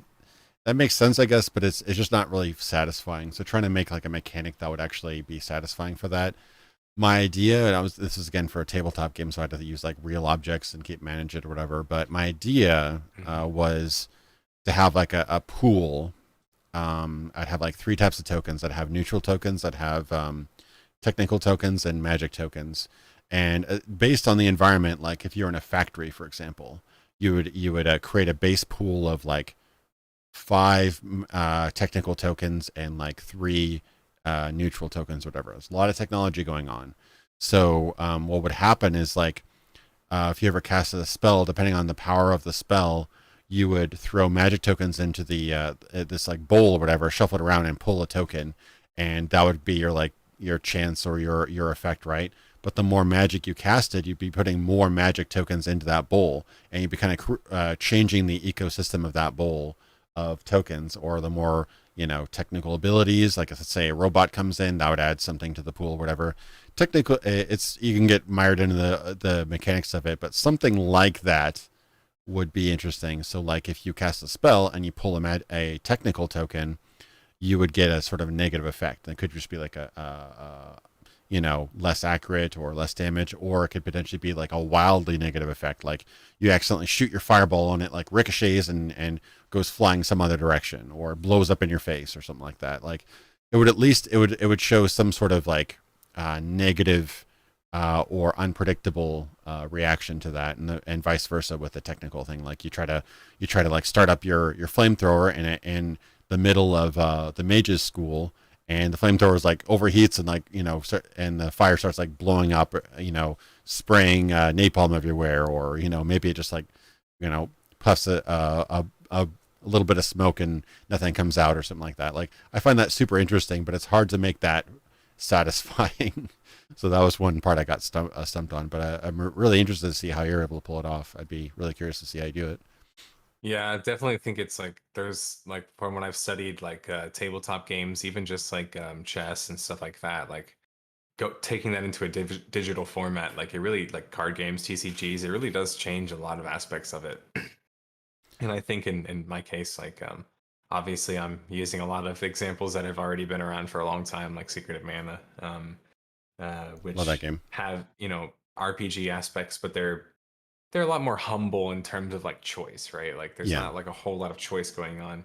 So definitely I'm not creating a game that has that as much as it has choice in the sense that if when you play a quest or play a storyline, there's definitely going to be different levels of it. And I think that's always something that I've been very kind of obsessed about RPG wise is that like having kind of like different ways to fail or succeed a mission. I think matters more to people than just straight failing or like not succeeding. For example, like let's say like you did something good, but like you like messed something up about it. Like I think that's a better experience to go through than just being like, if you didn't do this one thing, then you just fail and you totally fail. Maybe sometimes do it like that way, but I think that that just straight you fail, people feel like, oh, I don't want to do this quest anymore, because then they feel like it's just going to be some kind of negative aspect. And so I like to give players the feeling to like they want to affect choice and not just feel afraid of it because actually people like my fiance are the kind of people who say, oh, too much choice, like I get scared, like I get overwhelmed with choice, what do I do? So I like to offer those kinds of paths for people who are also like, okay, well, I messed this part up, but the game doesn't suddenly end, right? Like I can still kind of go on, but it maybe changes some aspects of the story a little bit. More so, it's maybe it doesn't give me a certain item or it doesn't give me a certain access to a character or whatever like that. Yeah, like I don't know who said this or if I just came up with myself, but there's nothing more boring than a miss. Like just like you said, a failure is like the most uninteresting, uncreative ending to anything like that. Like instead of having a failure, maybe there it causes something else, like oh you aim your gun, you fire, it doesn't hit your target, it bounces off his pauldron and hits a nearby gas lantern and starts a fire. It's like, oh wow, okay, all of a sudden this is now interesting. We now have the room's on fire now. Something like that is much more interesting than just, oh, you miss him. So like yeah, you're coming up with those interesting, satisfying uh, kind of reactions or alternatives to just like, nope, you fail, nope, you fail, nope, you fail kind of thing is always a challenge. And that's probably the biggest challenge for that mechanic, which is essentially just, magic doesn't work well in a technological environment and vice versa. But yeah, I'm super curious of how you pull that off. Something else I forgot which topic we're talking before Arcanum and those things, but I had something else to say about that. But yeah, I mean, as far as yeah, there's different styles of RPG. Like I love just the hack and slash of something like Diablo, but it doesn't really have much choice.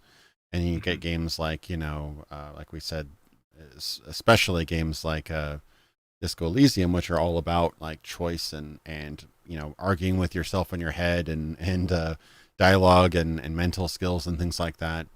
Not so much on the fighting, but But I like those games too. Like Disco Elysium is a great example because like I think part of the issue that people have with games that have choice is like they can't get into their character because they try to be too cool. And this is yeah, actually something that happens in real life a lot. If you see people roleplay, they try to be too cool and they can't really get into their character. Something I love about like Disco Elysium is that the character is so kind of really you're arguing with yourself a lot of the time that yeah, it's like you feel like, you know what I'm saying? I don't know, it's hard to explain it, but it feels like whenever you do have moments, you're more of like, what the heck am I saying? Like, you're almost reacting to yourself, and that in itself is an RPG experience. Because I don't know about you, but I've played it multiple times with different kind of stats, and I've loved to see just how I react in certain yeah, cases and then see how I react in other ways. But that in itself is also an experience versus also progressing through the game, which is to me, that's RPG through and through, right? Where I'm not even just focused on the main narrative. I'm also thinking like, wait, let me reload this one conversation again because I'm kind of curious if I if I could actually punch what's his name in the face or knee what's his name in the face up on top of that building.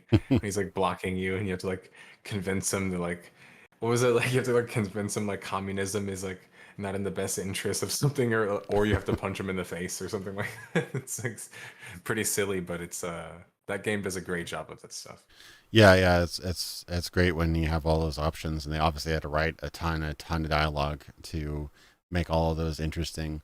But And they went back and even did a voiceover too, yeah, which is pretty nuts. I mean, you don't really ever see that, honestly. No, no, no. I think that even just a narrator voiceover can do so much. I love the narrator in the Divinity games. I think that Oh yeah. I think it adds a lot to it because I don't mind reading, but just having a good narrator like speaking in a third person, whatever. I actually tried when I was working on a with some people on an RPG project. I was trying to see if text to speech got good enough to be able to do that. Because imagine if you could have really dynamic dialogue saying like, "Hey, NerdSlayer, that mission you did up in blank with blank blank and blank really turned out blank. I'm extremely upset with you, and I have all those actually filled out with things you did and choices you made along the way, but in actual voiced speech, that would be super cool. And technology's not quite there yet. It's definitely better than it was 10, 20 years ago for sure. It almost sounds like a real person, but once they're able to nail that, like actually have really realistic synthesized speech, I think that could be a real game changer. If even just from a narrator perspective, just a narrator saying as a third person, like, and he walked over to you and smacked you, so and so, what do you do? Something like that would be a great help because I know a lot of people have a hard time just staring at that wall of text all the time.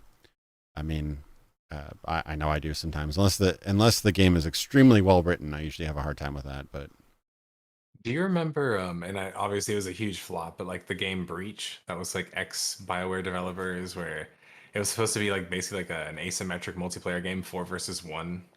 It pretty much never got any coverage and died pretty quickly, but it was like a dungeon crawl, like action slash kind of like online RPG type game, where you could play with other players and attempt to get through like dungeons and fight against bosses, and people could play as the boss or the DM, for example.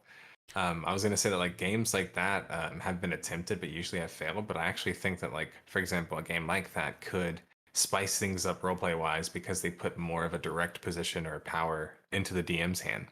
And that's actually a big reason why I'm very critical of developers and MMOs is that most of the time that like MMOs fail, it's because developers, simply speaking, aren't interactive enough. But part of the reason that they aren't, and this part's kind of a double-edged sword, is because they don't want to take a bunch of heat basically for making a certain big decision. And so sometimes there's like yeah, this element of like if I'm the one that's like responsible for this, I don't want to be the one to stake my name on it or whatever. But like uh where was I going before that?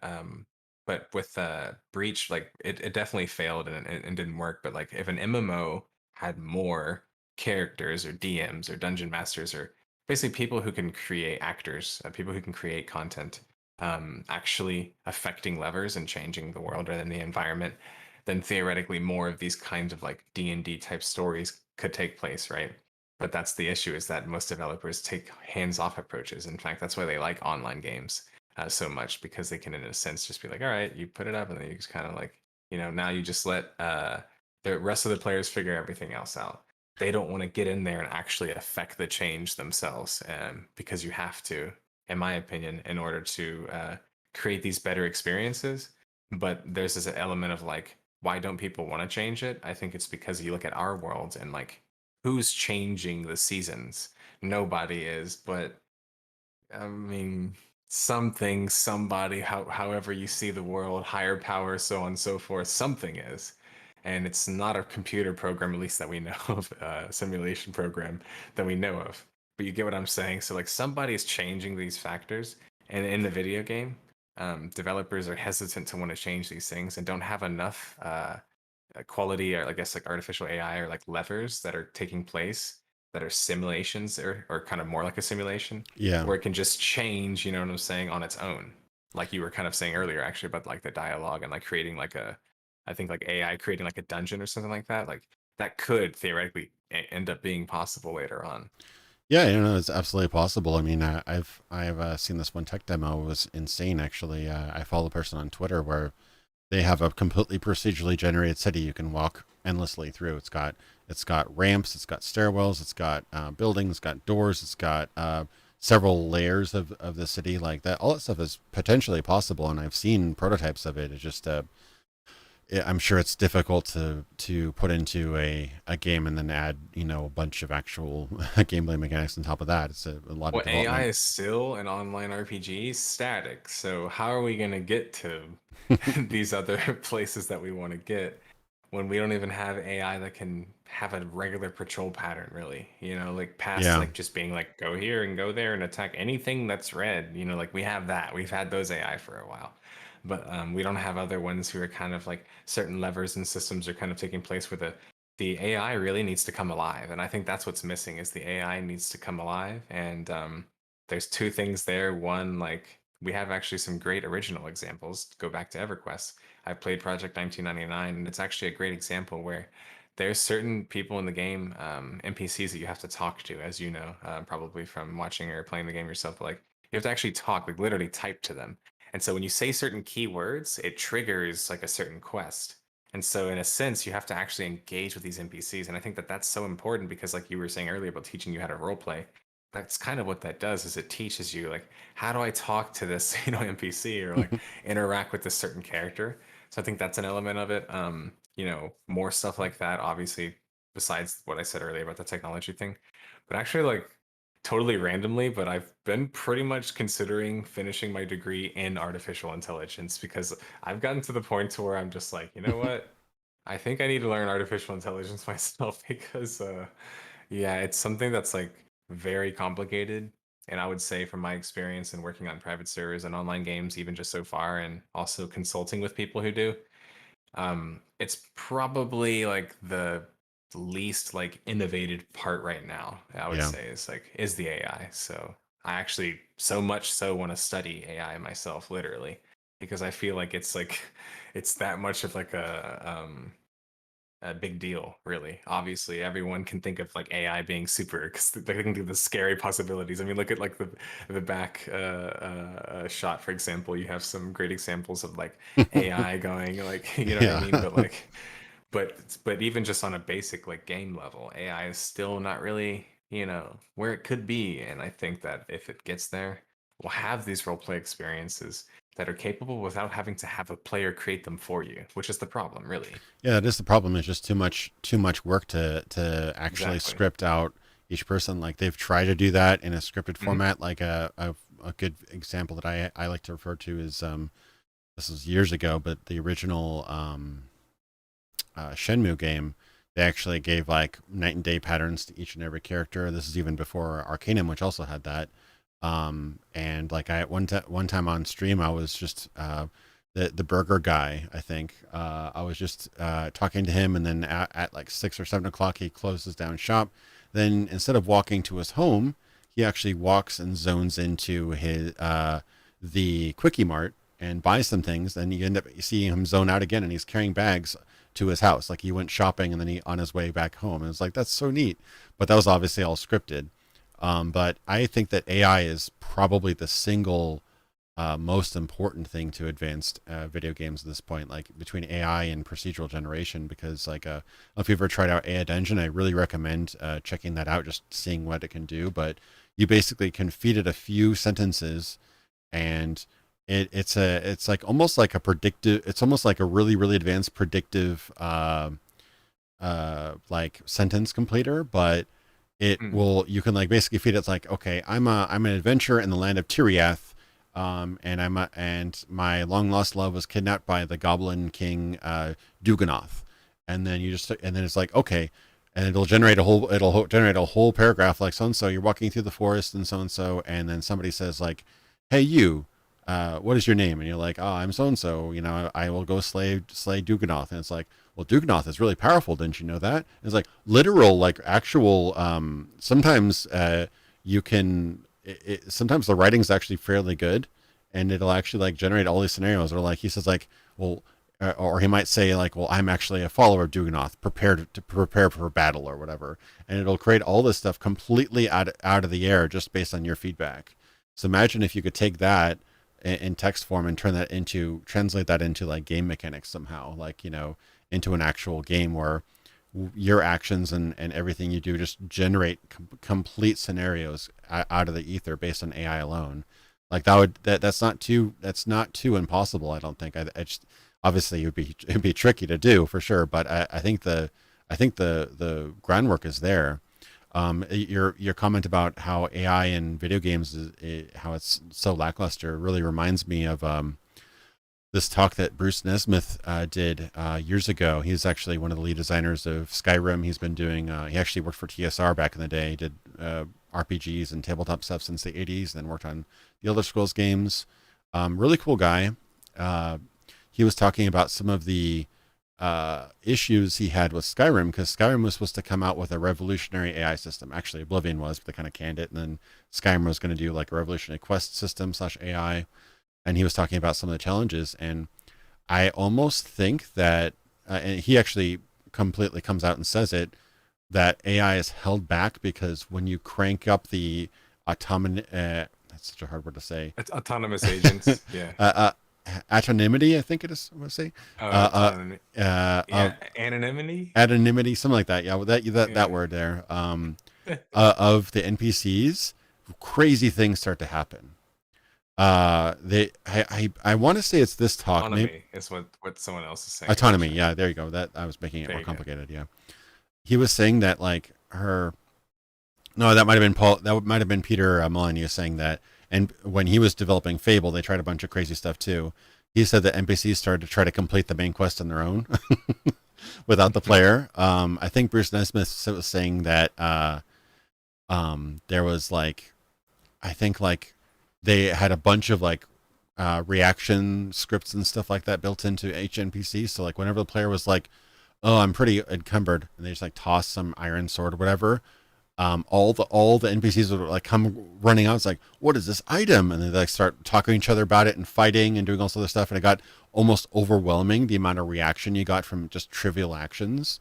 And so like, okay, cut all that out. That's too much. It's just too distracting. But it's almost like it's like if you just flip that switch on a little bit too much without creating a bunch of caveats and like, you know, machine learning and stuff, you could potentially create like insanely huge problems because NPCs all of a sudden react to everything. It's like, you know, you just drop a couple coins on the ground and all of a sudden you know, World War III rages on in the town or whatever.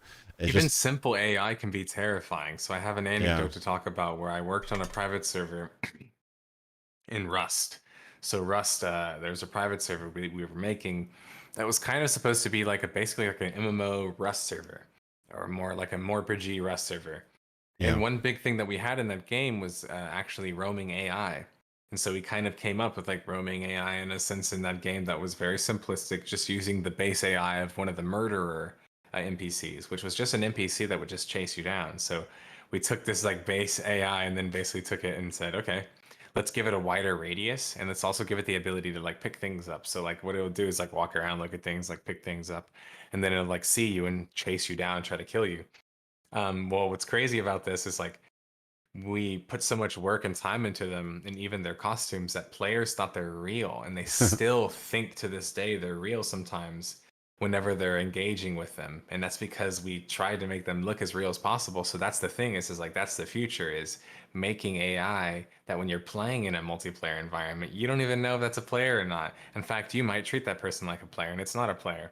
But in reality, it starts running at you and swinging at you or attacking you, and you're like, "Oh crap! Okay, that's not a player, but maybe it is a player as well, because a player could do that potentially as well." So there's some elements of like, you know, what is that? But there's also elements of horror that even just a basic AI that we gave the ability to kind of roam around had this like murderer kind of feeling where we would watch players, and mainly me, where I would just go around and like with my admin camera and I would just watch how players would treat certain interactions, and it always like bewildered me and surprised me how many of them would just avoid conflict altogether. And I thought that that was just so interesting that in a game like that, they would just be like, okay, I'm not going to engage with, because they didn't know if it was a player or not.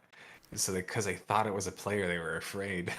Yeah, that's awesome. That reminds me actually a really underrated mode. I think as far early as Assassin's Creed Brotherhood, they introduced a sort of kind of assassin multiplayer PvP mode, and I actually really liked it. I don't know if you ever got to play it, but basically it was really simple. You have like a reasonably sized chunk of city, and each player would pick a player like a look, like you'd be like a plague doctor or a merchant or whatever, right? and you had to be a unique player, right? Because you would also in the world to be populated with like 100 or 200 NPCs, right? And NPCs would look exactly like the players. So if you played a plague doctor, there'd be dozens of other plague doctors in the city that look exactly like you, Gotcha. and there'd be dozens of other merchants and etc. Right? And the cool thing about that is that you're given a very wide navigation that doesn't give you it gives you a direction and eventually gives you an area like a radius of where a player your target is, and you have to tell out of the crowd which one is the real person and not the AI. And it was actually really difficult because they'd be doing their own things. They'd be walking around, walking upstairs, stopping, looking around, just like a player would, right? And on top of that, you had a mark that you had to go after, and every other player had a mark that it was going after you. So you had to not only look for who you're going to kill, but who was killing you as well.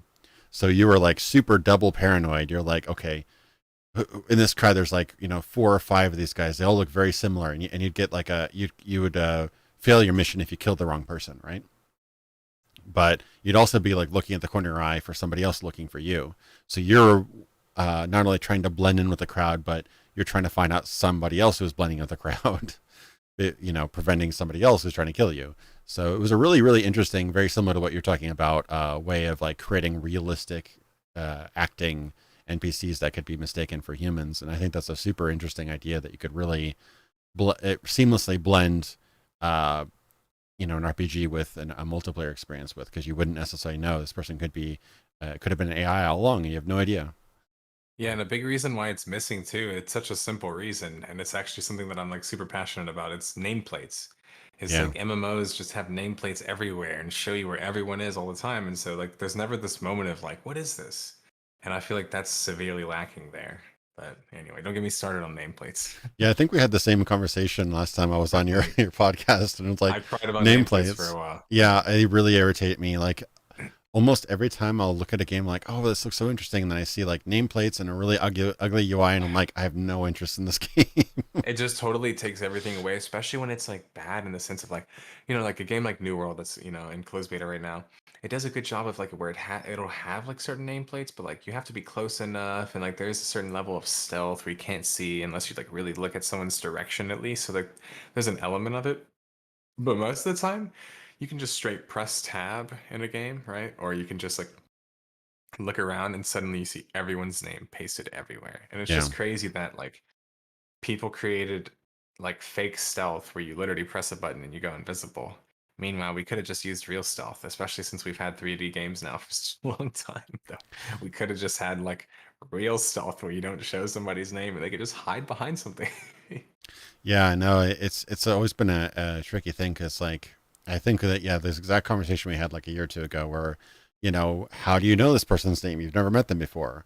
Yeah, I You remember that could now. you Yeah. lie about your name? Could you disguise your identity or whatever? If you're wanted and people looking to collect that bounty were looking for you, how could you disguise that when you have your name like NerdSlayer, G562 or something like that above your head? It's like, you know, it's always been a challenge, especially when there's tons and tons of players, because people want to see other players, they want to interact and everything like that. But yeah, it's something that I don't think there's an easy answer to, but I personally would like to rely a bit more on actual investigation, actual research, actual knowledge of the player. Like you shouldn't know a character's name until they introduce themselves. Like I'll instantly make me one thing that will instantly make me like an RPG is when I walk up to somebody and they're described as like weathered old man, not John the Conqueror, not Billy the brains basher or something like that. Just like weathered old man. You click on him and it's like weathered old man. Who are you? It's like I'm Indigo. It's like oh okay, well my name's Jonathan so and so. Then it changes his nameplate to like Jonathan or something like that. Like I Yeah, love the Persona does that sometimes for sure. yeah, I love that because it doesn't make sense that you would know everything about this person before you met them. So I like the fact that it has that layer of mystery where you're not quite sure who this is. Like you don't know that's that's the mayor until you actually talk to him. So I like the aspect of mystery there, and the realism that you don't necessarily know the person, and sometimes that can actually bite you because you might talk to somebody and it's like tall an arcade or whatever, be like tall ogre or whatever, and you talk to him and it's like, yeah, I'm actually here to kill the so and so. It's like, oh really? You want to kill me then? And you're like, you have no idea you're talking to the person you're trying to kill or something, or you spill too much information to somebody who shouldn't know it because you don't know who you're talking to. So like those kind of little things, and that's become rarer and rarer nowadays because people just want to know who that NPC is. They want to have an easy navigation to them. They want to have a mini map. They want to have a revealed map or a quest marker that will point them exactly how many meters they are away from their quest objective. And I think that those navigational crutches have really kind of decreased the importance of just using common sense and navigation and logic. Yeah, and I mean, even to go further than that, obviously, just in real life in general, like as someone, myself, like I worked in construction for a while, so like I have a lot of experience with plans and maps. So these are actually things that are like totally unrepresented in most RPGs, right? Yeah, Like actual maps, mapping, creating a map cartography. These things are really not explored, but they're very RPG like. And in fact, at the most core level, they're some of the most RPG like things, right? Because you have to map out like where are we? Where's yeah, this object? Where do you go here? And so many of these elements, because they're automated due to technology and like you said, like ease of access of certain things, like people that these mechanics are expected, you do lose a lot of the role play mechanics then because people have, like you said, like they see where this person comes from, exactly how many meters even. Like mini games will tell you this yeah, person's X feet away from you, and I'm just like, damn, that's crazy information. Like that you're, like, you know what I'm saying? Like imagine real life, like you're like your Apple Watch tells you this person is 30 feet away from you, and it's just like, all right, like I know all these things about this person, and I haven't even like introduced myself to them yet. It just even seems weird in real life, let alone in an online environment. yeah, yeah.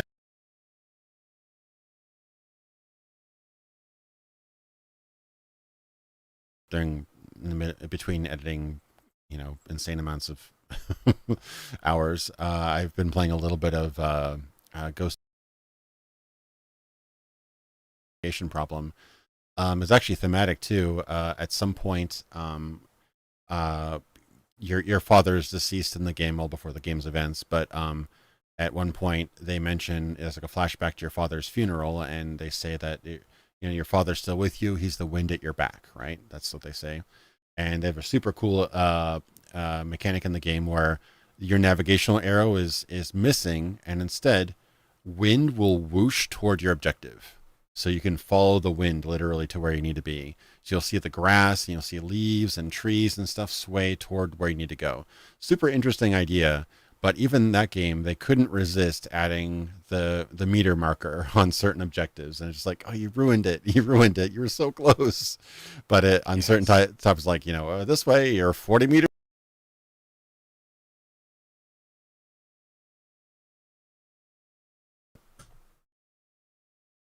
I couldn't hear for a second. Hello? You. Okay, I guess I was getting cut out a little bit. It says I'm being picked up on my Okay, I end. hear you now. Yeah. Gotcha. But yeah, no, it's just a super super cool.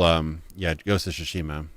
Super cool idea, Okay, but gotcha. yeah, it's unfortunately they couldn't resist adding that map marker and the so and so meters away in certain situations. So they couldn't trust us even with the wind literally blowing to the direction we need to go. They couldn't trust the player enough. So I think I enough mean, people don't get get me stuck. started. It's not an RPG, but like LA Noir, LA Noir. like Yeah. games like that. Yeah, where it's like basically you're a detective, but they give you like all these like hints to know where everything is, and it's not even the maps aren't even that big. So it's like really like someone just it just doesn't want to like you don't have faith in your player base missing this one object that's like in a zone that's like super tiny.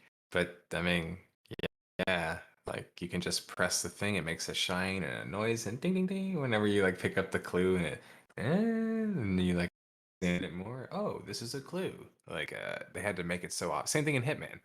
I cannot stand don't get me started on Hitman Vision or whatever they call it. Assassin Vision or something like. Oh my, I hate that stuff. Like Yeah. shows you like where people were looking and all this extra information. I don't want any of that in my game. And to go a step further, the one that did it the worst was Condemned. Splinter Cell Condemned. They did like the assassin meter where you just like insta killed people, right? Yeah. And I hated that one too. Right? Yeah, it's cool when you got into it, but at the same time, it's like, yeah, it really undermines the genre that the game was supposed to be on. Like, I think in Assassin's Creed Brotherhood, they introduced the assassination multi kill, where if you assassinate somebody, you had like an opening to chain the assassination chain, where you could like kill like 17 people in a row with assassinations, and it just got ridiculous. Like, okay, I guess you're just a god now.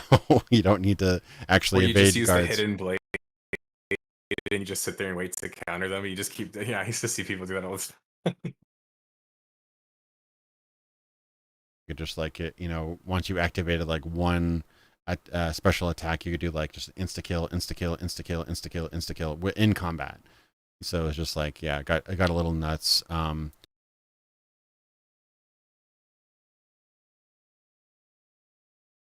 Games where like where you were hiding and you were seen, it would create like a ghost of you there, so you knew where they last saw you. That was kind of Mhm. neat. So you could actually like double back and then surround them.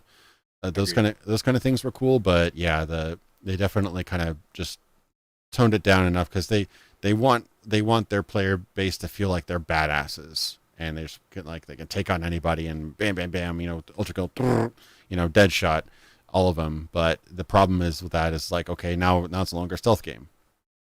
Now it's a an action game with a little bit of stealth mechanics here and there and a couple to fail state kind of thing. So yeah, it's I think it's that constant chase of popularity is one thing that kind of really sways a game away from what it used to be. And I mean, sales numbers don't lie. I guess they're doing what they need to do. But you look at a game, you look at some games, they're not even recognizable compared to where they came from. Like some is now like, okay, I'm a pirate. I'm not even an assassin anymore. He literally wasn't Oh, even an you're talking assassin. about the Assassin's Creed Black Flag or Yeah. something? Yeah, it was probably one of the best pirate games that ever made, but it was not an Mhm. Assassin's Creed game anymore. So it's just weird how that kind of evolves, and now that's like an RPG light, I guess now. So, how are you on time? I know you said you had 2 hours. I didn't want to use it too much of your time if you had to go. Yeah, I probably should head out just because I still have more writing to do, and yeah, Okay. you know how that goes when you're already Yeah. tired for your day. Yeah, for sure. Well, I really appreciate you having this talk with me. Hopefully, at least some of that got out and didn't get blocked off by the poor connection here. But tell me about what you've got in store. What can we expect from you in the next few weeks, months, whatever? So I would say tomorrow I have another Death of a Game coming out, and that's gonna be about let's see, I just did Magic Legends 2 weeks ago, and this is Realm Royale, which was like a high res game. That was like a battle royale that, you know, went from being a very successful game in an instant to being basically forgotten about. Okay. But other than that, I've also started writing a video that's going to come out also this month. That's about how Final Fantasy 14, I think, isn't an MMORPG, and how I was kind of like mentioning this part to you before, but how I started looking into the kind of like the inception of the game and obviously the creator itself, Naoki Yoshida. And one thing that I noticed about Yoshi P as he goes by is that he worked on Dragon Quest X or 10, and Dragon Quest 10 is basically like an MMO light or a MorpG if you want to, or a Corpg, whatever you want to call it. But it's a game that like allows up to four players and has elements of like friends list and NPCs and AI. It has certain things like henchmen like an MMO would have, but it isn't one clearly. And so I'm going to be talking about a video that goes into detail about the creation of this genre, and then obviously the change of Final Fantasy 14 and how it's beating WoW now as well. It's Yeah. a big video, but WoW's losing now. That's big story. Activision Blizzard stuff. That's been a lot of crazy stories that I'm not really sure how or if I will get into all of that. But that's where I'm at right now, and I'll just keep doing Death of a Games in the meantime. Yeah, that's cool. Yeah, no, it's amazing to hear how great the momentum is for Final Fantasy as compared to WoW, and combined with everything Hmm. else, it's not looking that great for Blizzard. So hopefully they can turn that around. But yeah, no, I heard when Asmongold like started streaming Final Fantasy, people freaked out. It's like, Hmm.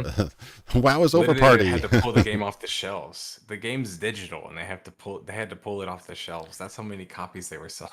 Yeah, that's nuts. So yeah, we could definitely maybe something will actually dethrone WoW for once. That'd be quite crazy since that's been the king of MMOs since like what 2004 2005.